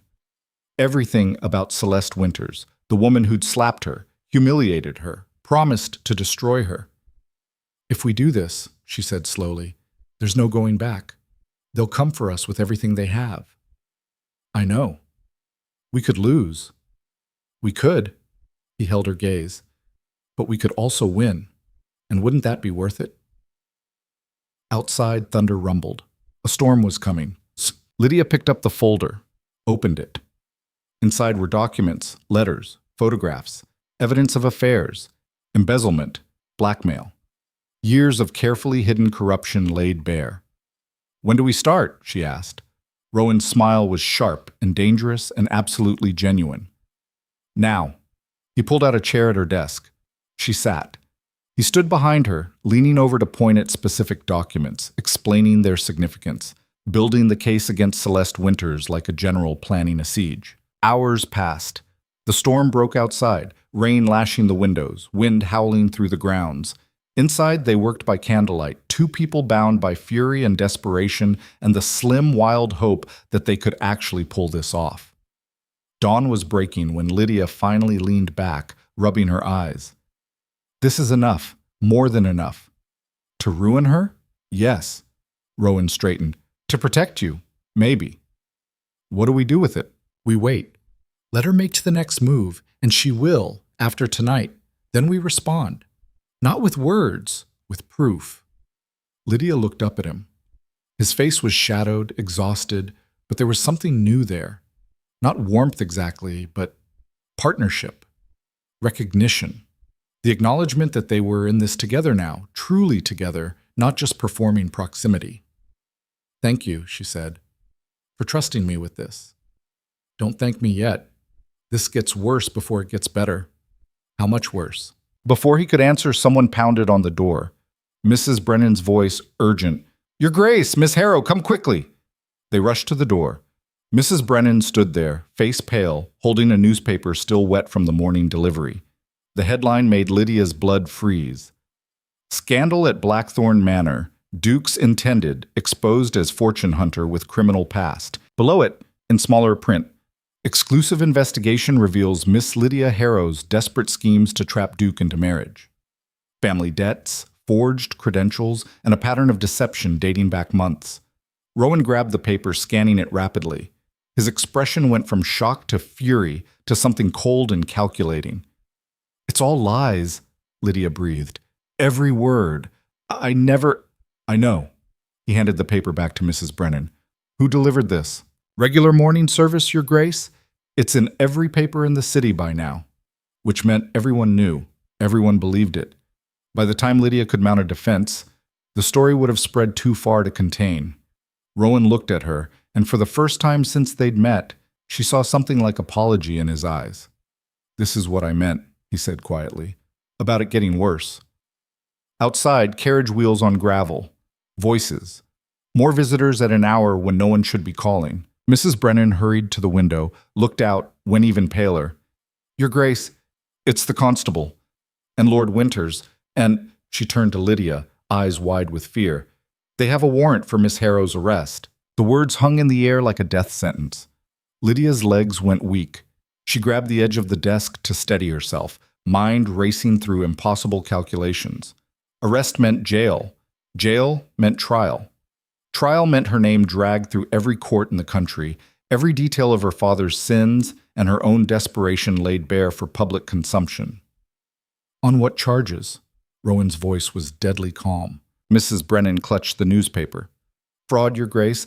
The article claims Miss Harrow forged letters of introduction, fabricated her social standing, and attempted to—" She hesitated, glancing at Lydia.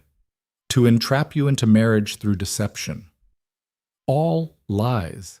Lydia's voice came out stronger than she felt. "I never forged anything. I never claimed to be anything other than what I am. They don't care about truth." Rowan was already moving, pulling on his coat, buttoning it with sharp, precise movements. "They care about the narrative, and someone's paid very well to make sure this narrative sticks. Celeste, or her father, or both." He turned to Mrs. Brennan. "Stall them. Tell them I'm dressing. 5 minutes." The housekeeper left, practically running. Rowan grabbed the leather folder from the desk, thrust it at Lydia. Hide this. Somewhere they won't think to look. What are you going to do? Buy us time. He stopped at the door, looked back. Do you trust me? It was a strange question given everything. But standing there in her nightgown with a warrant for her arrest being served downstairs, Lydia realized the answer was yes. Somewhere in the past few days, through all the performance and strategy and late-night planning, she'd started trusting him. Yes. Then don't say anything, not one word. No matter what they accuse you of, stay silent. Understand? She nodded. He left. Lydia heard his footsteps on the stairs, heard male voices rising in greeting and demand. She shoved the folder under the mattress, obvious, but it would have to do, and threw on a dressing gown. Her hand shook, tying the belt. Downstairs, Rowan's voice carried up the stairwell, cold and imperious. Constable Reeves. Lord Winters. To what do I owe this invasion of my home at dawn? Lord Winters spoke next, his voice oily with false concern. Your Grace, please understand, this gives us no pleasure, but serious allegations have been made. We have a duty to investigate. Allegations from whom? Multiple sources. The evidence is quite damning. Show me this evidence. A pause. Papers rustling. Then Winters again. Letters, Your Grace. Correspondence between Miss Harrow and several prominent families, claiming connection she doesn't possess. References to arrangements that never occurred. And financial documents suggesting she approached you specifically because of your wealth and title. I see. And who provided these documents? That's confidential. How convenient. Rowan's voice could have frozen water. You arrive at my home with a warrant based on anonymous sources and forged evidence and expect me to cooperate? Forged? The constable sounded offended. Your Grace, I assure you. You assure me nothing. I know Miss Harrow. I know her character, and I know political maneuvering when I see it. A beat of silence. Who paid you? I beg your pardon? Who paid you to bring this warrant to my door instead of summoning Miss Harrow through proper channels? Who ensured the newspapers got the story before the investigation even began? Rowan's voice was rising now, controlled fury bleeding through. Because this isn't justice, Constable. This is theater. Lydia crept to the top of the stairs, staying out of sight. Below, she could see the entrance hall. Rowan facing down 3 men in the constable's uniform, and Lord Winters in his expensive coat, gray hair perfectly styled even at this hour. Your Grace, Winters said smoothly, I understand you've grown attached to Miss Harrow, but surely you see the position this puts you in. If these allegations are true, they're not. Then you've been deceived by a woman of questionable morals and desperate circumstances. Better to distance yourself now before what? Before your daughter's machinations become too obvious? Rowan stepped closer to Winters. Tell me, my lord, how much did Celeste pay to manufacture this scandal? Or was it you, ensuring your future son-in-law has no other options? Winters' face flushed. How dare you? How dare I? You bring the constable to my home, accuse my guest of crimes based on fabricated evidence, and expect me to thank you for it? Rowan's laugh was bitter. Get out! We have a warrant. I don't care if you have a royal decree. Get out! The constable shifted uncomfortably. Your Grace, I have a legal obligation, and I have a legal right to consult with my solicitor before allowing any searches or arrests on my property. Or are we abandoning all pretense of law? Rowan's eyes were black fire. You want Miss Harrow? Come back with a judge's order and evidence that wasn't purchased from the highest bidder. Winters stepped forward, voice dropping to a harsh whisper that still carried. You're making a terrible mistake. Your daughter is a vindictive woman who can't accept rejection, and you're a man willing to destroy an innocent person to get what you want. Rowan moved to the door, opened it. Rain poured in, along with gray dawn light. Leave, now, or I'll have you thrown out. For a long moment, no one moved. Then Winters nodded to the constable. We'll return, with proper documentation, and when we do, Miss Harrow will answer for her crimes. I look forward to it. They left, shoulders stiff with barely contained rage. The door closed behind them. Rowan stood there for a moment, back rigid, fists clenched at his sides. Then he looked up at the stairs, at Lydia watching from the shadows. Come down. She descended slowly, feeling like she was walking to her own execution. In the entrance hall, rain-soaked footprints marked where the men had stood. The newspaper lay on the side table, headlines screaming her guilt to anyone who glanced at it. How long do we have? She asked. A day. Maybe 2 if my solicitor's good enough. Rowan picked up the newspaper, scanned it again. They'll come back with everything in order next time. Legal, binding, impossible to refuse. Then I should leave. Now. Before they can arrest me. And go where? They'll have every port and train station watched. He dropped the paper. Running makes you look guilty. Staying means going to jail. Not if we prove the charges are false. How? They have documents, Rowan. Letters I supposedly wrote, financial records I supposedly created. It doesn't matter that I didn't actually do any of it. If the evidence exists, I'm finished. He was quiet for a moment, thinking.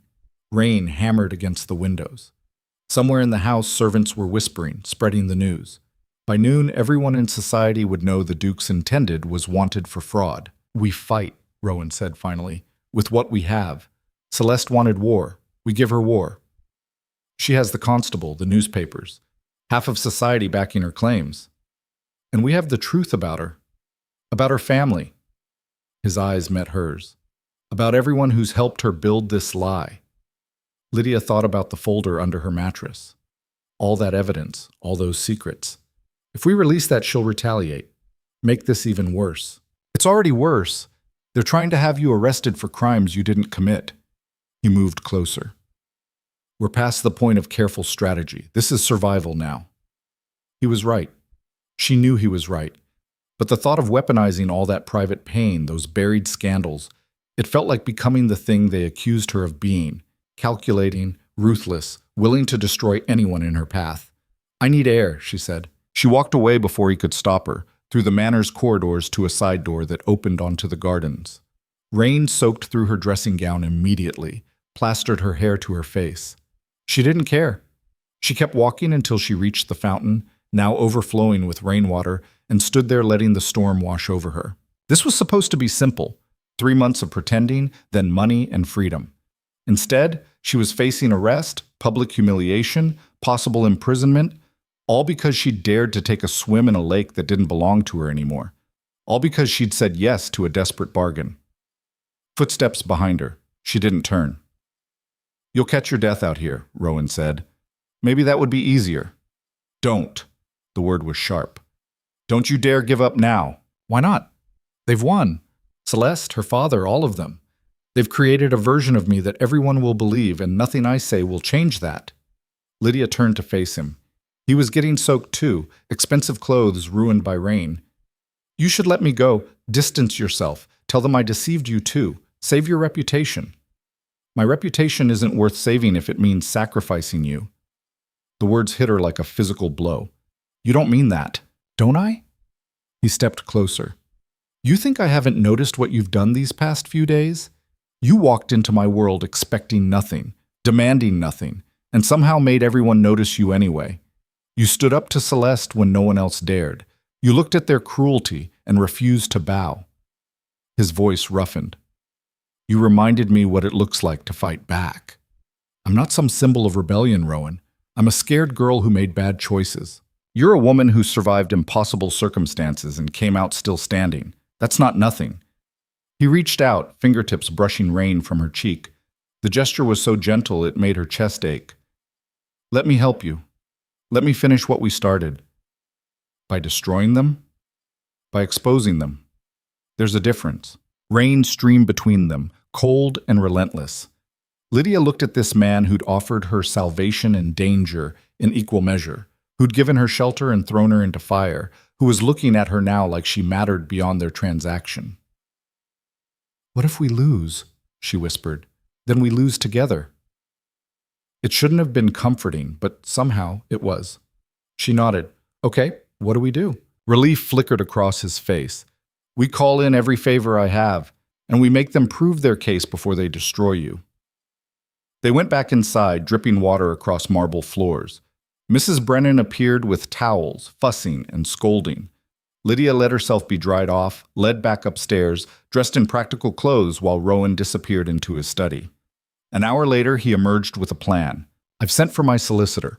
Marcus Brennan, no relation to Mrs. Brennan, different family entirely. He's ruthless, expensive, and very good at making problems disappear. Rowan handed Lydia a cup of tea she didn't remember requesting. He'll review their evidence, find the holes, build a defense. And if there are no holes, there are always holes in fabricated evidence. We just have to find them. He sat across from her in the parlor, rain still sheeting the windows. While he does that, we prepare our counterattack. The folder, everything on Celeste. We verify it's all accurate, ensure it can't be dismissed as revenge tactics. Then we wait. For what? For them to make a mistake. They're overconfident now. That makes them sloppy. Lydia wanted to believe him. But confidence felt like a luxury she couldn't afford. The solicitor arrived before noon, a thin man in his 40s with sharp eyes and sharper questions. He sat with Lydia for 2 hours, asking about every detail of her life since her father's death. Where she'd lived, who she'd contacted, what correspondence she'd sent or received. It was exhausting and humiliating and necessary. When he finished, his expression was grim. They've been thorough. The letters they're using as evidence are good forgeries, your handwriting, correct paper stock, even appropriate postal marks. Someone spent significant money on this. Can you prove they're forged? Rowan asked. Possibly. If we can demonstrate Miss Harrow was elsewhere when the letters were supposedly sent, or if we find the actual forger. Marcus Brennan flipped through his notes. But that takes time, and based on the warrant, they'll move quickly. Days, not weeks. How do we stop them? We don't. We delay them. The solicitor looked at Lydia. You'll need to make a statement, public, before they arrest you. Take control of the narrative. Lydia's stomach dropped. You want me to face the newspapers? I want you to face society. At the Harrington dinner tomorrow night. That's insane, Rowan said flatly. Every person who wants to destroy her will be there. Exactly. Which is why she needs to show up. Head high, unafraid. If she hides, she looks guilty. If she appears and addresses the accusations directly, with you beside her, visibly supporting her, it creates doubt. Marcus leaned forward. Right now, public opinion is against you, Miss Harrow. But opinion can shift, especially if you give them a better story than the one Celeste's selling. What story? The truth. A woman who lost everything, including her good name. Who's being targeted by rivals who can't accept competition. Who refuses to be destroyed by lies. His smile was thin. Society loves an underdog, sometimes. It was a gamble, a huge, terrifying gamble, but Lydia was out of safe options. I'll do it, she said. Rowan looked at her like she'd gone mad. Lydia, I'll do it, she repeated, stronger now. You're right. Hiding makes me look guilty, and I'm tired of being afraid. The Harrington dinner was one of the season's premier events. 200 guests, elaborate courses, orchestras and dancing, and enough wealth on display to fund a small country.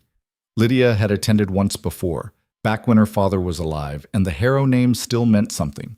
She'd worn pale pink then, had laughed and danced and believed the world was kind. Tonight, she wore black. The dress was severe. High neck, long sleeves, no ornamentation except jet beading at the cuffs. Mrs. Brennan had tried to talk her into something softer, more apologetic, but Lydia was done apologizing. You look like you're attending a funeral, Rowan observed when she came downstairs. I am. Theirs. His mouth quirked, almost a smile. Good.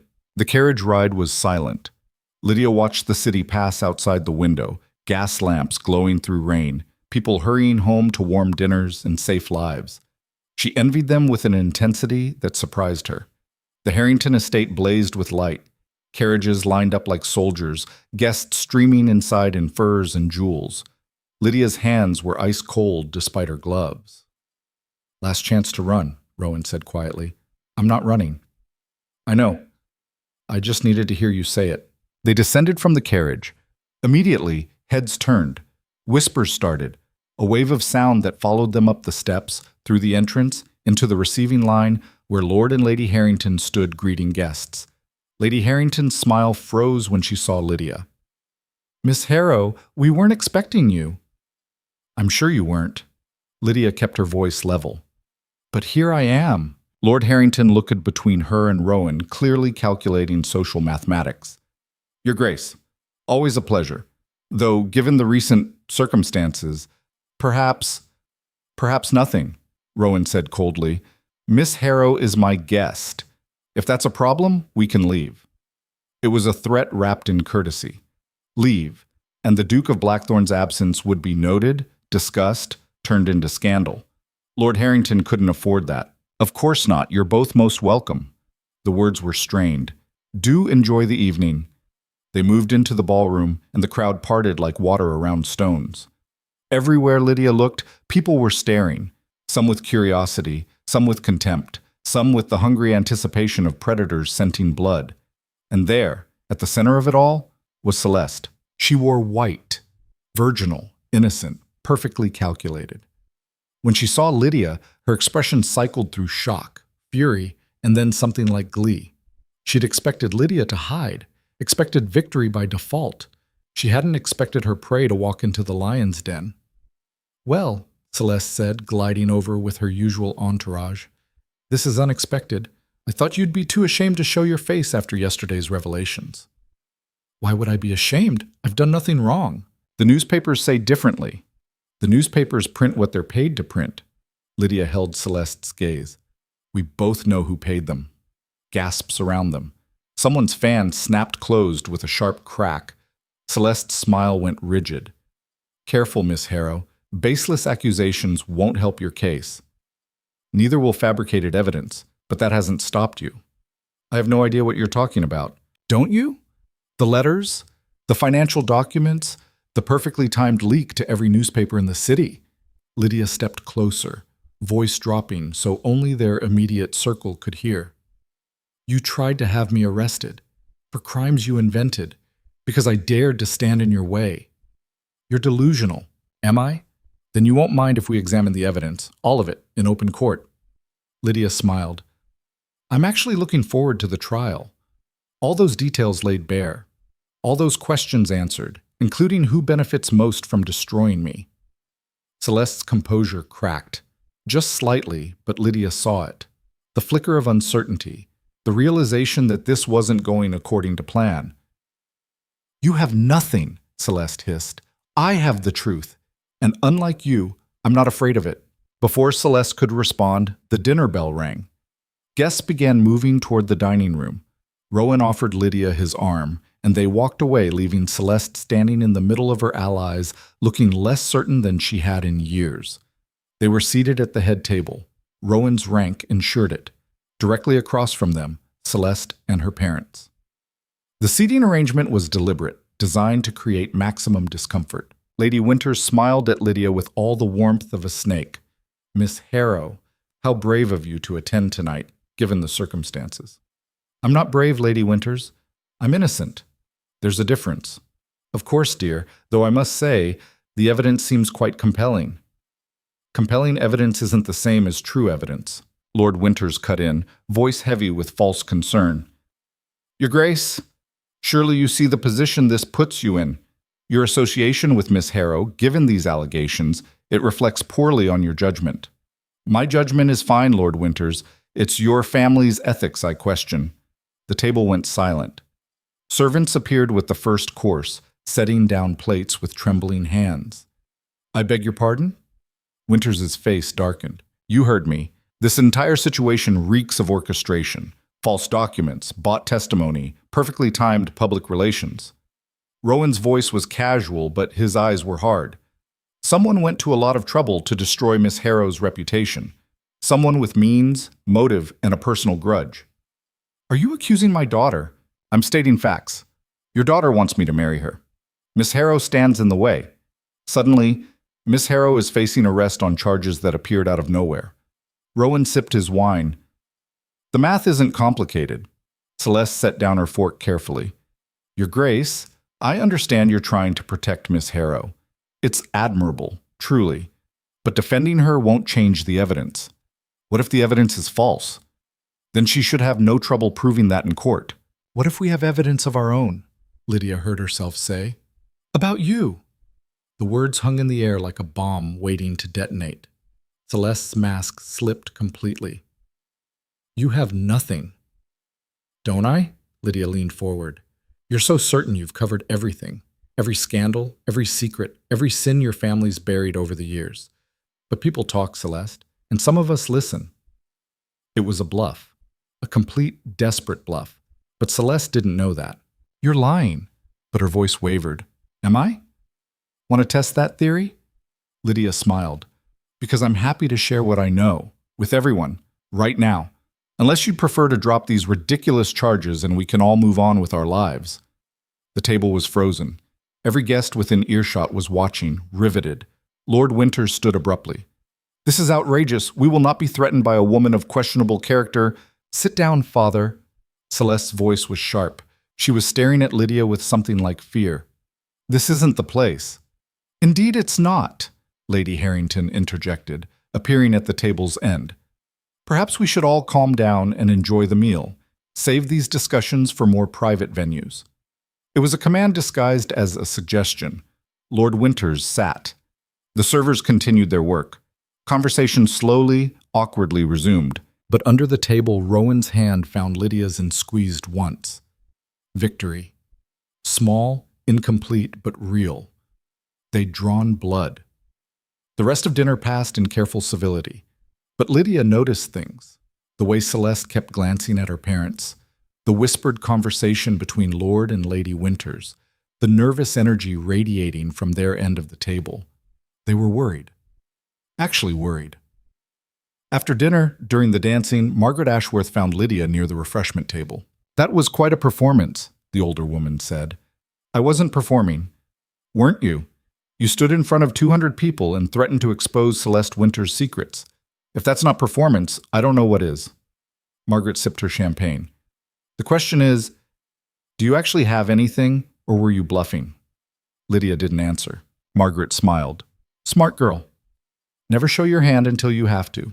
She paused. For what it's worth, I believe you. About the charges being false. I've known Celeste since she was a child. She's always been determined, and not particularly concerned about collateral damage. Why are you telling me this? Because someone should. Because I'm old enough that I don't care about making enemies anymore. Margaret set down her glass. And because I have information you might find useful. What kind of information? The kind that could help you prove those documents are forged. I know the man who does Celeste's correspondence. Handles all her letters, forges signatures when needed for household business. He's very good and very loyal. She leaned closer. But loyalty has a price, and if someone were to offer him enough money or enough protection from the Winters family's retaliation, he might be willing to testify that Celeste commissioned certain letters using certain handwriting samples. Lydia's heart was racing. Why would you help me? Because Celeste destroyed my niece 3 years ago, ruined her engagement, spread lies about her character, drove her out of society completely. The girl lives in France now, too afraid to come home. Margaret's eyes were hard. I've been waiting for someone to stand up to her. You're the first person who has. Don't waste it. She walked away before Lydia could respond. Lydia found Rowan on the terrace, alone, staring out at the rain-soaked gardens. She told him everything Margaret had said. Can we trust her? He asked. I don't know, but we don't have a lot of options. If this man testifies, it could dismantle their entire case. Or it could be a trap. Margaret could be working with Celeste, feeding us false hope. Rowan considered this. We verify, carefully. Find this correspondence clerk, feel him out, see if his story holds. He turned to face her.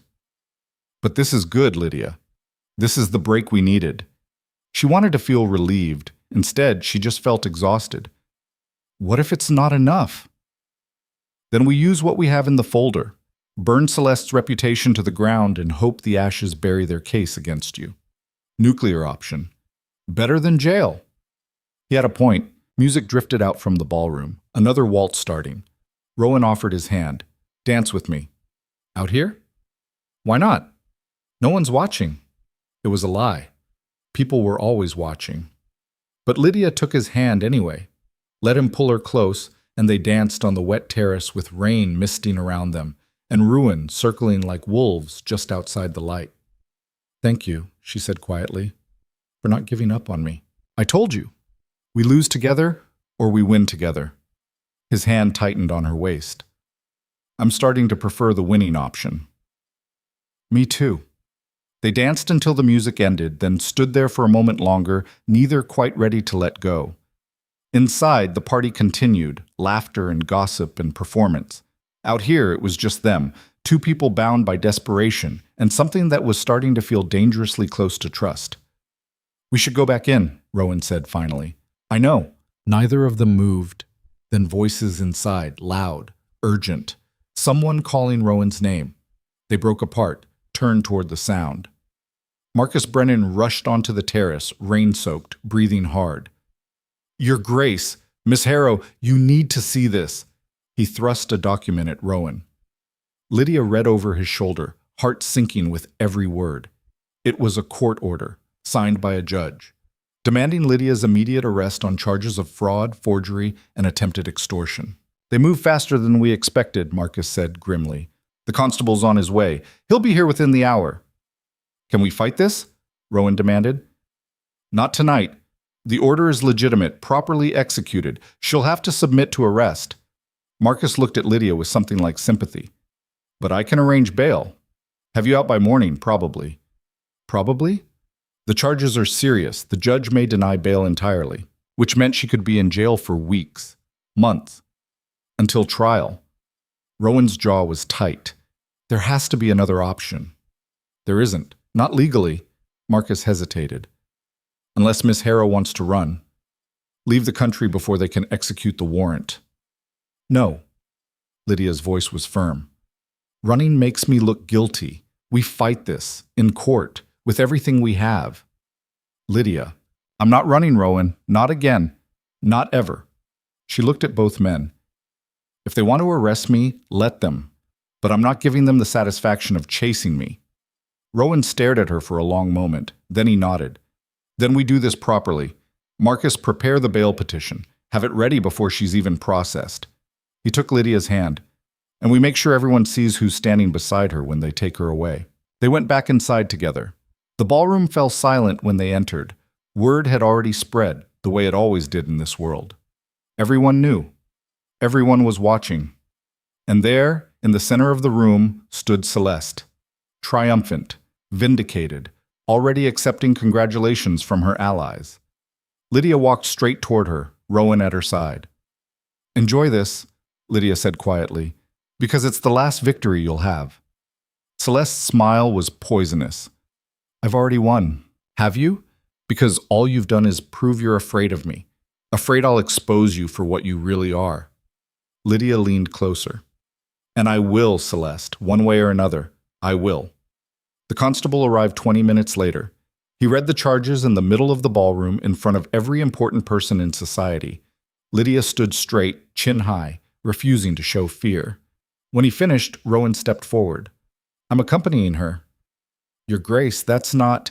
I'm accompanying her, Rowan repeated, voice like iron. And I'm posting bail the moment we arrive. Is that understood? The constable nodded, clearly uncomfortable. They walked out together, Lydia's hands unbound, a small mercy, with 200 witnesses watching every step. Outside, rain had stopped. The night was clear and cold. In the constable's carriage, Lydia finally let herself shake. It's going to be all right, Rowan said. You can't promise that. I know, but I'm promising it anyway. She wanted to believe him. Against all logic and evidence, she wanted to believe that this nightmare would end, that justice would prevail, that standing up to power actually meant something. The jail was exactly as terrible as she'd imagined. Stone walls, iron bars, the smell of unwashed bodies and despair.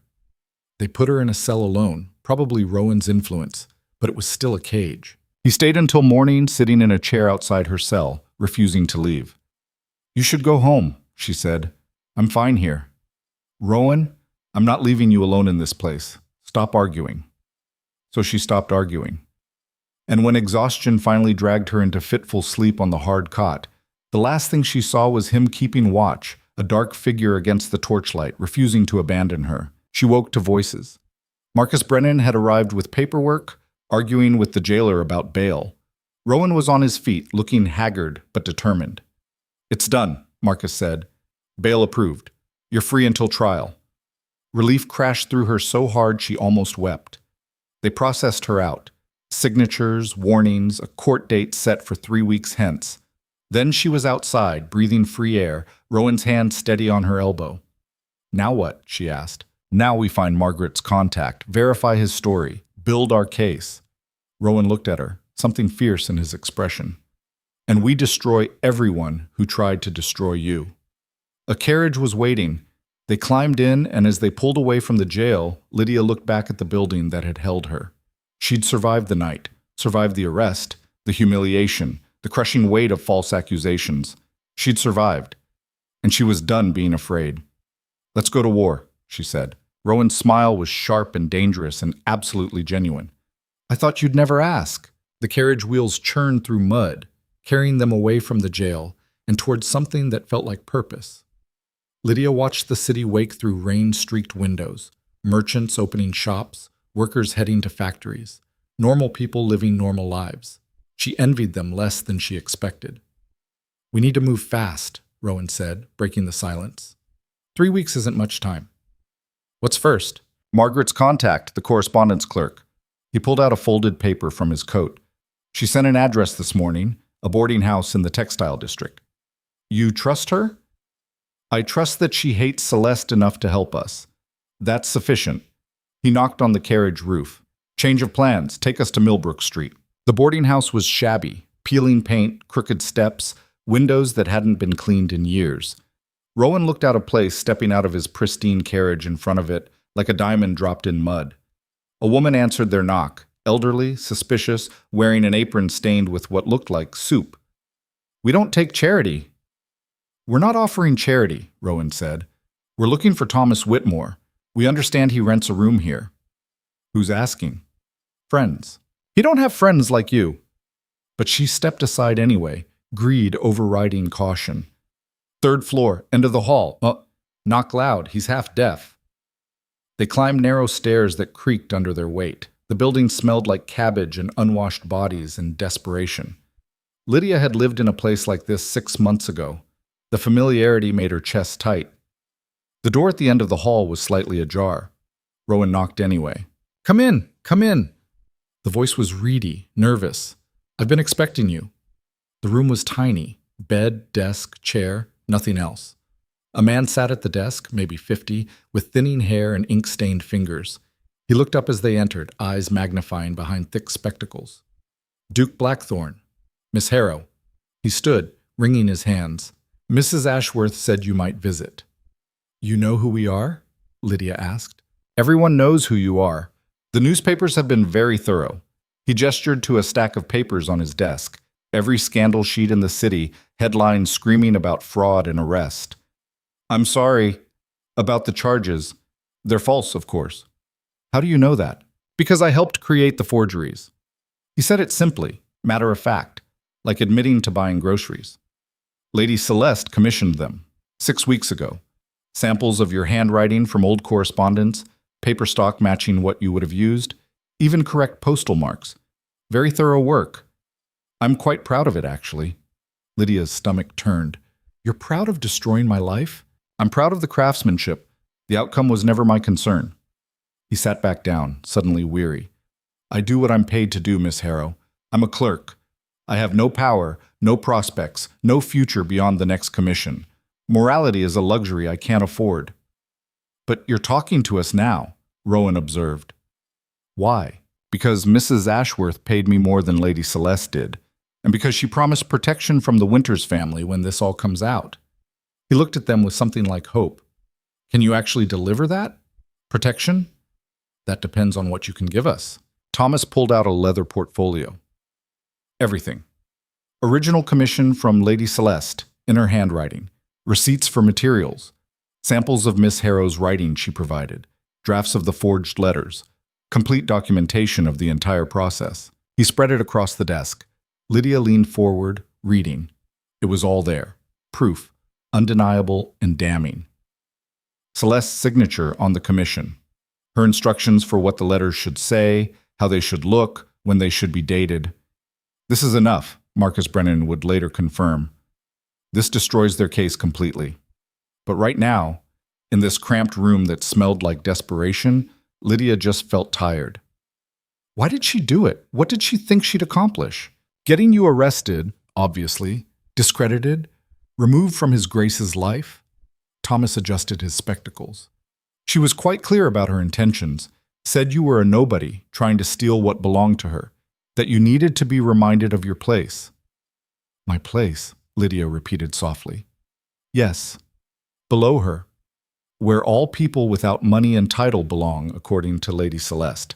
He gathered the papers carefully. I assume you'll want these for court? We will, Rowan said. And your testimony.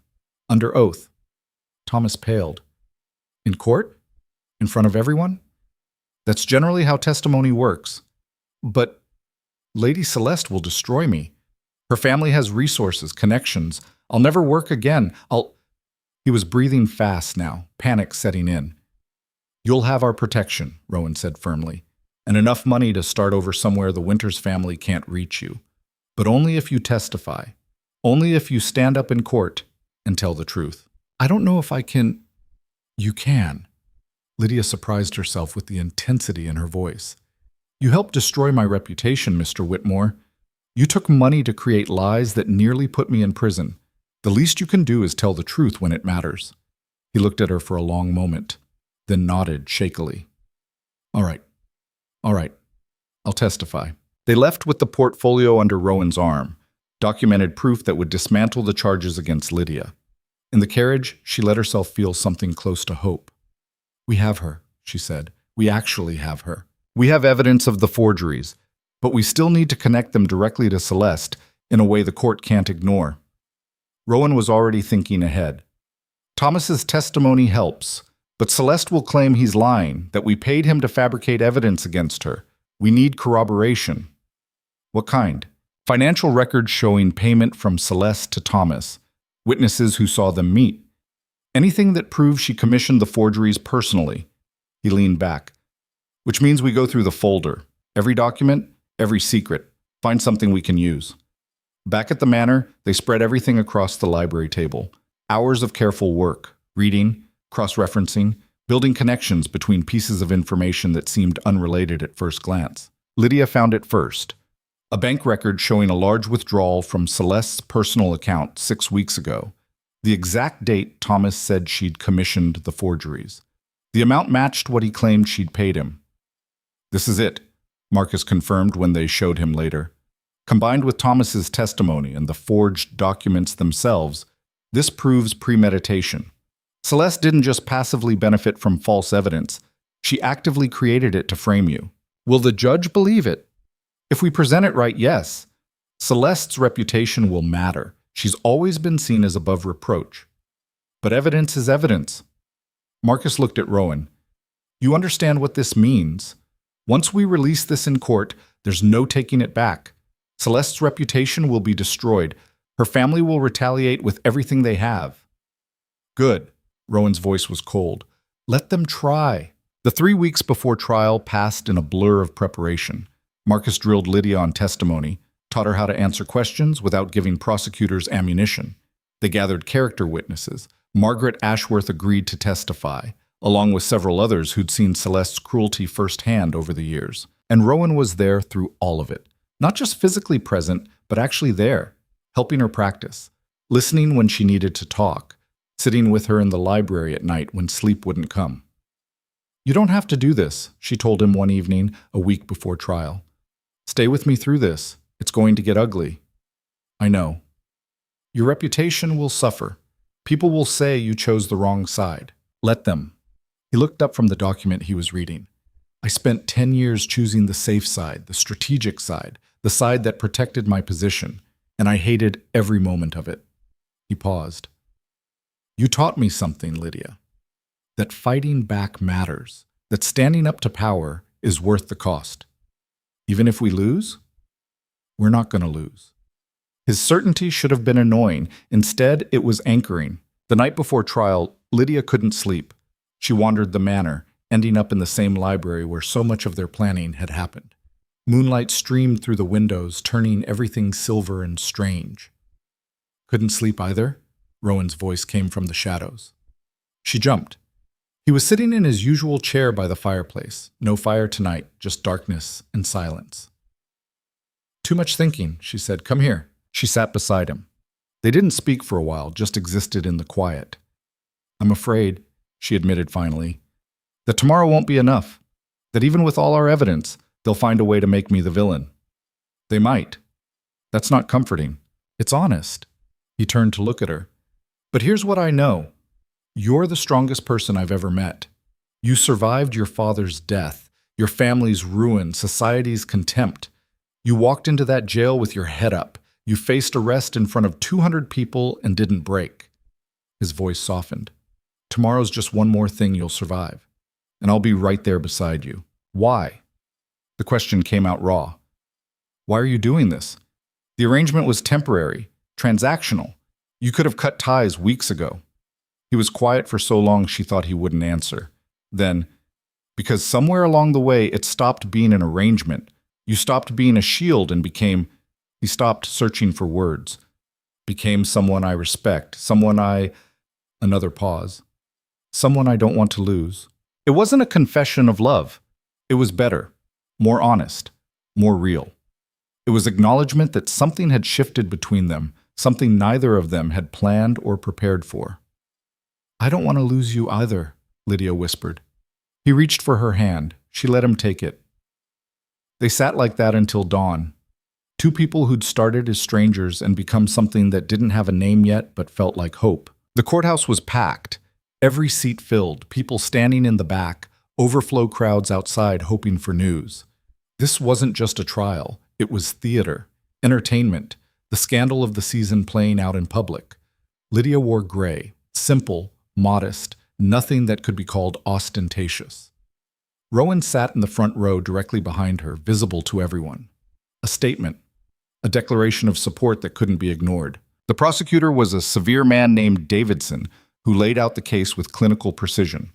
The forged letters, the fabricated financial records, a pattern of deception allegedly stretching back months. "Miss Harrow is a desperate woman who saw an opportunity and seized it with both hands," he told the jury. "She targeted Duke Blackthorne specifically because of his wealth and position. Every action, every word was calculated to entrap him into marriage. She is, in short, a fraud and a fortune hunter." It stung, hearing her motives laid bare like that. Even though the specifics were lies, the core accusation that she'd been desperate, that she'd seized an opportunity, wasn't entirely wrong. Then it was Marcus's turn. He called Thomas Whitmore first. The clerk was terrified, hands shaking, voice barely audible. But he told the truth, all of it.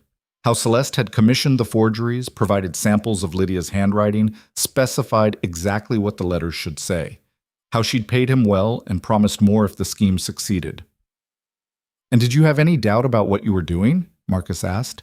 "That you were creating false evidence to frame an innocent woman?" "None," Thomas said quietly. "I knew exactly what I was doing, and I did it anyway because I needed the money."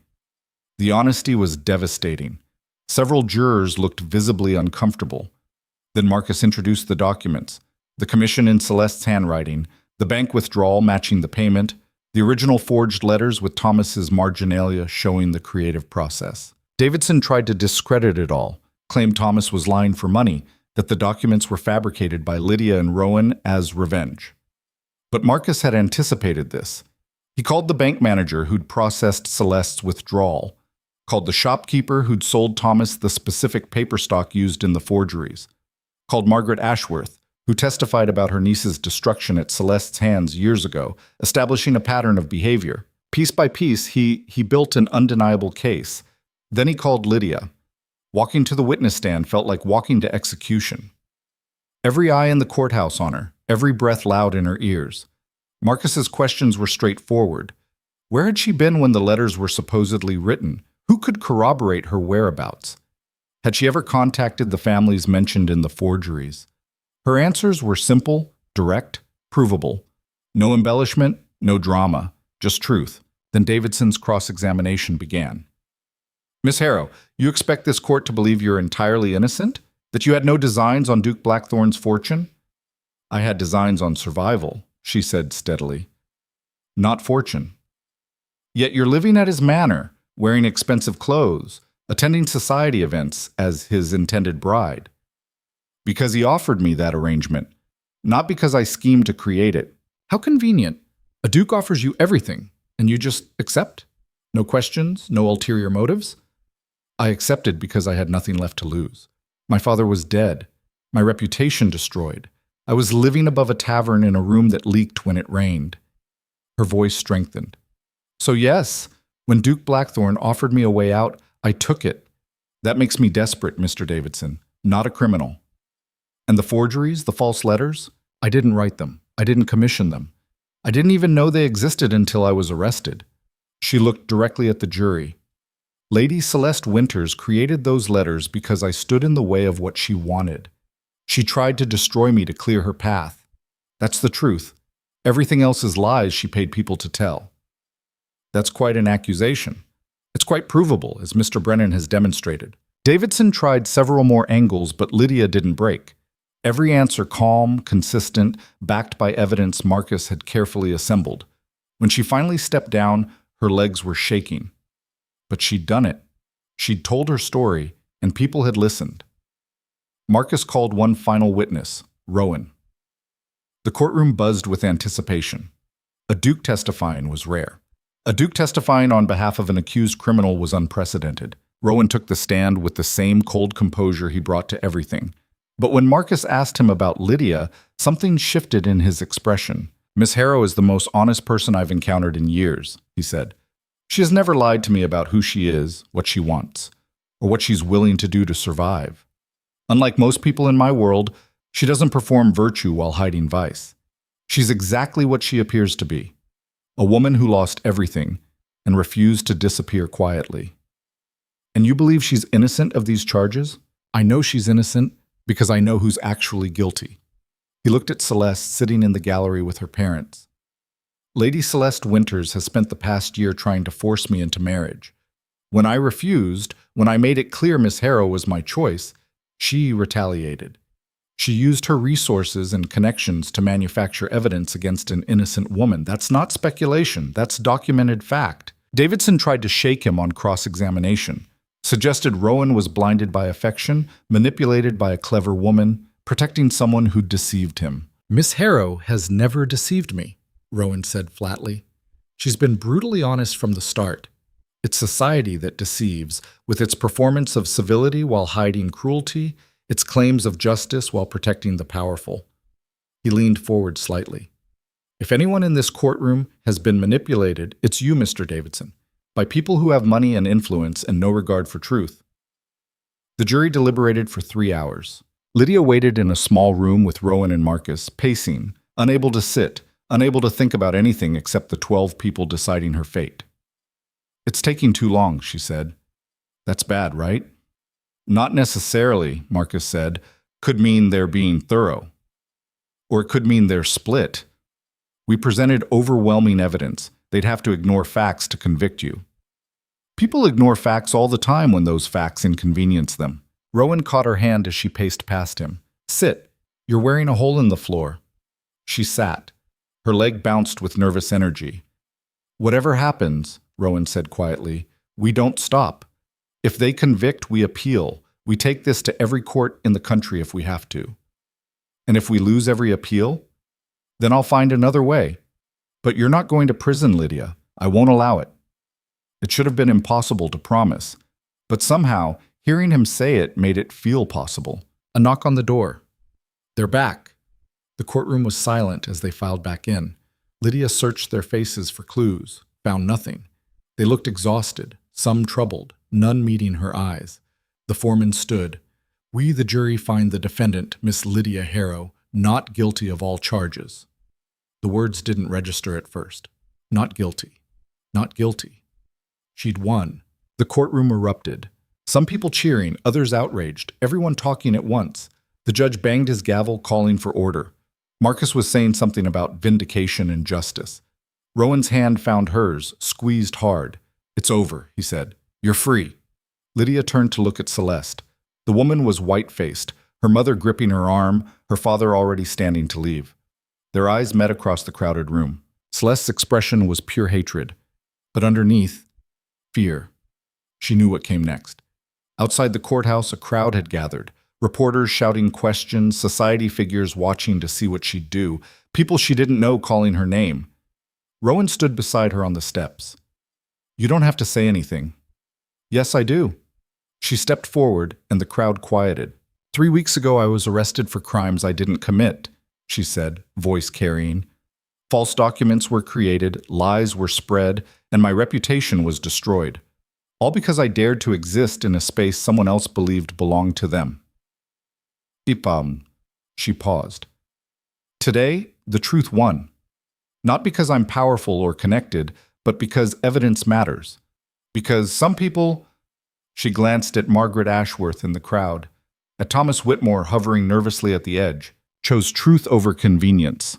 "What will you do now?" a reporter called. "Press charges against Lady Celeste Winters for fraud, conspiracy, and perjury," the crowd gasped. "Because if we don't hold powerful people accountable for their actions, justice is meaningless." She walked away before they could ask more questions, Rowan at her side, leaving chaos in their wake. The charges against Celeste moved quickly. With Thomas's testimony and the documented evidence, prosecutors had no choice but to act. Within a week, Celeste was arrested, far less publicly than Lydia had been, quietly processed through the system with lawyers already working to minimize damage. But the damage was done. Society turned on Celeste with the same viciousness they'd directed at Lydia weeks before. Invitations were rescinded. Friends became distant. The Winters family's reputation crumbled as details emerged about years of manipulation and buried scandals. Lord Winters tried to fight it, throwing money at lawyers and newspapers, but too many people had suffered under Celeste's cruelty over the years. Once the dam broke, stories flooded out. Women she'd destroyed, men she'd manipulated, families she'd ruined. Margaret Ashworth's niece returned from France to testify. Others came forward. Celeste's trial became a reckoning for years of unchecked power. She was convicted of conspiracy to commit fraud, sentenced to 2 years in prison, though her family's lawyers were already filing appeals. Lydia didn't attend the sentencing. She'd said what needed saying. The rest was just watching someone else's world burn. Instead, she was at Blackthorn Manor, packing. "You're really leaving?" Mrs. Brennan stood in the doorway, watching Lydia fold dresses into a trunk. The arrangement was temporary. 3 months. It's been 4. Lydia smiled slightly. "I kept my end of the bargain. Now it's time to keep mine. To myself." "Where will you go?" "West, I think. America, maybe. Somewhere far enough that the Harrow name doesn't mean anything." She touched the stack of banknotes on the dresser.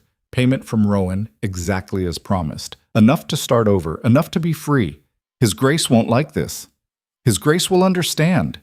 At least she hoped he would. She tried to tell him 3 times in the past week, but every time the words stuck in her throat, tangled up with feelings she couldn't quite name and didn't know what to do with. They'd won. The trial was over. The arrangement fulfilled. There was no reason to stay, except that leaving felt like ripping something vital out of her chest. "Will you at least say goodbye?" Mrs. Brennan asked. Of course, but when she went looking for Rowan that evening, he was gone. Study empty, library vacant. No one knew where he'd gone. "He left this morning," Marcus told her when she asked. "Business in the city. Said he'd be back late." So she waited, sat in the library with a book she didn't read, watching darkness fall outside the windows. He returned just after midnight, looking exhausted. "You're still up," he observed. "I wanted to talk to you." "About?" "About leaving." Something flickered across his face. "When?" "Tomorrow." "I see." He moved to the sideboard, poured whiskey with hands that were almost steady. "Going west, I assume. Fresh start, new name, everything we agreed on." "Yes." "Good. That's good." He drank, not looking at her. "You'll send word when you're settled, so I know you arrived safely?" "If you want." "I want." The silence stretched between them, heavy with things neither could figure out how to say. "Rowan, don't." He set down the glass. "Don't make this harder than it is. You're leaving. It's the smart thing to do, the safe thing. What we both knew would happen from the start." "Is that what you want?" "What I want doesn't matter. You need to go. To be free of all this. The scandal, the scrutiny, the constant performance. You deserve that freedom." What if I don't want to leave? The words hung in the air between them. He looked at her finally, really looked at her. Don't say that unless you mean it. I mean it. Her heart was hammering. These past months, they weren't just an arrangement, not for me. Somewhere along the way, this became real. You became real. Lydia, I'm not asking for promises or declarations. I'm just saying, I don't want to leave. Not yet. Maybe not ever.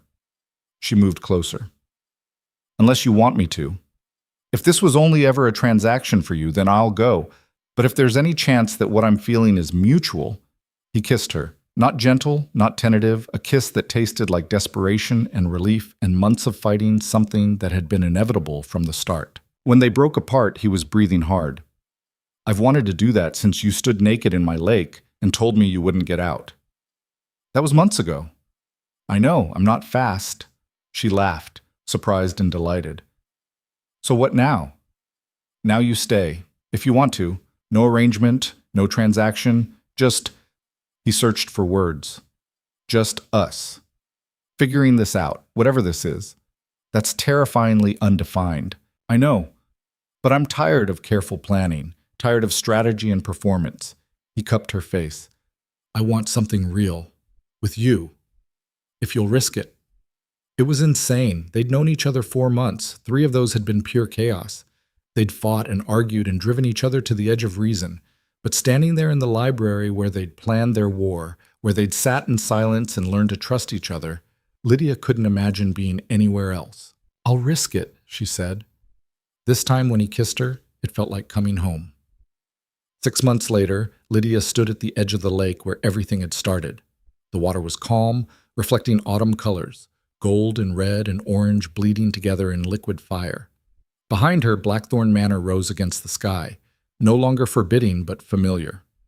Home, in a way nothing had been since her father died. She'd stayed, not in the blue room as a guest, but in the master wing as, well, they hadn't defined it yet. Partner felt too clinical. Lover felt too simple. Whatever they were, it was working. Rowan appeared at her side, silent as always. Thinking about swimming? Thinking about how different everything is. How different I am. Better different or worse different? Just different. The girl who used to swim here, she was drowning in other ways. Drowning in grief and shame and the weight of other people's judgments. Lydia turned to look at him. I'm not drowning anymore. No, you're not. He took her hand. You're terrifying society, destroying your enemies, and generally making my life chaotic. Is that a complaint? It's an observation. He smiled, rare but genuine, and a compliment. They walked back toward the manor together, through gardens Lydia had helped redesign, past stables where she'd learned to ride again, across grounds that no longer felt borrowed but earned. Inside, Mrs. Brennan was directing servants preparing for a dinner party, small, intimate, carefully curated. Margaret Ashworth would be there, Marcus Brennan and his wife. A few others who'd proven themselves allies when it mattered. Not society's elite, just people they actually liked. You're hosting in half an hour, Mrs. Brennan reminded them. Might want to change. Upstairs, Lydia looked at the dress laid out on the bed. Deep blue silk, elegant but not ostentatious. Her style now. Refined enough for society, simple enough to feel like herself. Do you regret it? Rowan asked from the doorway. Staying? Being tied to all this? He gestured vaguely at the manor, the grounds, the weight of the Blackthorn name. Sometimes, she admitted, when people stare, when the whispers start, when I remember I'm still the girl whose father killed himself after destroying hundreds of lives. She turned to face him. But then I remember I'm also the girl who fought back, who survived, who built something new from the ashes. And that's worth the whispers. He crossed to her, pulled her close. For what it's worth, I don't regret any of it. Not the scandal, not the trial, not the chaos you brought into my carefully ordered life. Not even a little? Not even slightly. He kissed her forehead. You're the best decision I ever made. I was a gamble. The best ones usually are. Downstairs, guests were arriving. Laughter drifted up through the halls. Normal sounds, warm sounds, the kind Lydia used to hear at her father's house before everything collapsed. But this was different. This she'd earned. This she'd fought for. She dressed quickly, Rowan helping with buttons she couldn't reach, their movements easy with practice. When she looked in the mirror, she saw someone she almost didn't recognize. Not the desperate girl from the tavern, not the terrified woman facing arrest. Someone new, stronger, scarred but standing. The dinner was perfect. Good food, better company, conversations that felt real instead of performed. Margaret told stories about her youth that had everyone laughing. Marcus debated politics with surprising passion. Rowan's hand found Lydia's under the table and stayed there. This was what she'd survived for, not wealth or position or revenge. Just this, people who knew her story and chose to stay anyway. A place that felt like home. A man who'd seen her at her worst and decided that was acceptable, maybe even admirable. Later, after everyone left and the house settled into quiet, Lydia found herself back in the library. Their library, where everything had changed. Rowan joined her with 2 glasses of wine. Successful evening. Very. Though Margaret's story about the ambassador and the sheep was probably inappropriate. Definitely inappropriate, also hilarious. They sat in comfortable silence, drinking wine and watching fire dance in the hearth. "I got a letter today," Lydia said eventually. "From Celeste." Rowan went very still. "What did it say?" "That she's being released early. Good behavior, family connections, the usual." Lydia pulled out the letter, read aloud. "I hope you're enjoying your victory, Miss Harrow. But remember, society has a short memory for scandals when they involve the right people. I'll be back, and when I am, we'll see who has the last word." Threatening. Very. Also pointless. Lydia tossed the letter into the fire, watched it curl and blacken. "Let her come back. Let her try whatever she wants. I'm not afraid anymore." "You should be, at least cautious. Celeste is powerful, connected, vindictive." "I know." Lydia set down her wine. "But so am I now. Maybe not in the same ways, but I have something she doesn't." "What's that?" "The truth. And people who believe it." She looked at him. "She can come back. She can try to rebuild her reputation, try to destroy mine again. But she'll always be the woman who was convicted of conspiracy, who tried to frame an innocent person. That doesn't wash off, no matter how much money her family spends." Rowan studied her. "You've changed." "Is that a problem?" "Not at all. Just an observation." He smiled. "The woman I met at the lake would have been terrified by that letter. You just threw it in the fire." "The woman you met at the lake was drowning. I'm not drowning anymore." She meant it. For the first time in years, maybe in her entire life, Lydia felt like she was exactly where she belonged. Not because someone had given her permission, not because she'd inherited the right or married into it, but because she'd fought for it, earned it, proven she deserved it. Outside, rain started, gentle this time. Not the violent storms that had marked so many turning points, just steady autumn rain washing the world clean. "What do we do now?" she asked. "Now?" Rowan pulled her close, his arms solid and warm around her.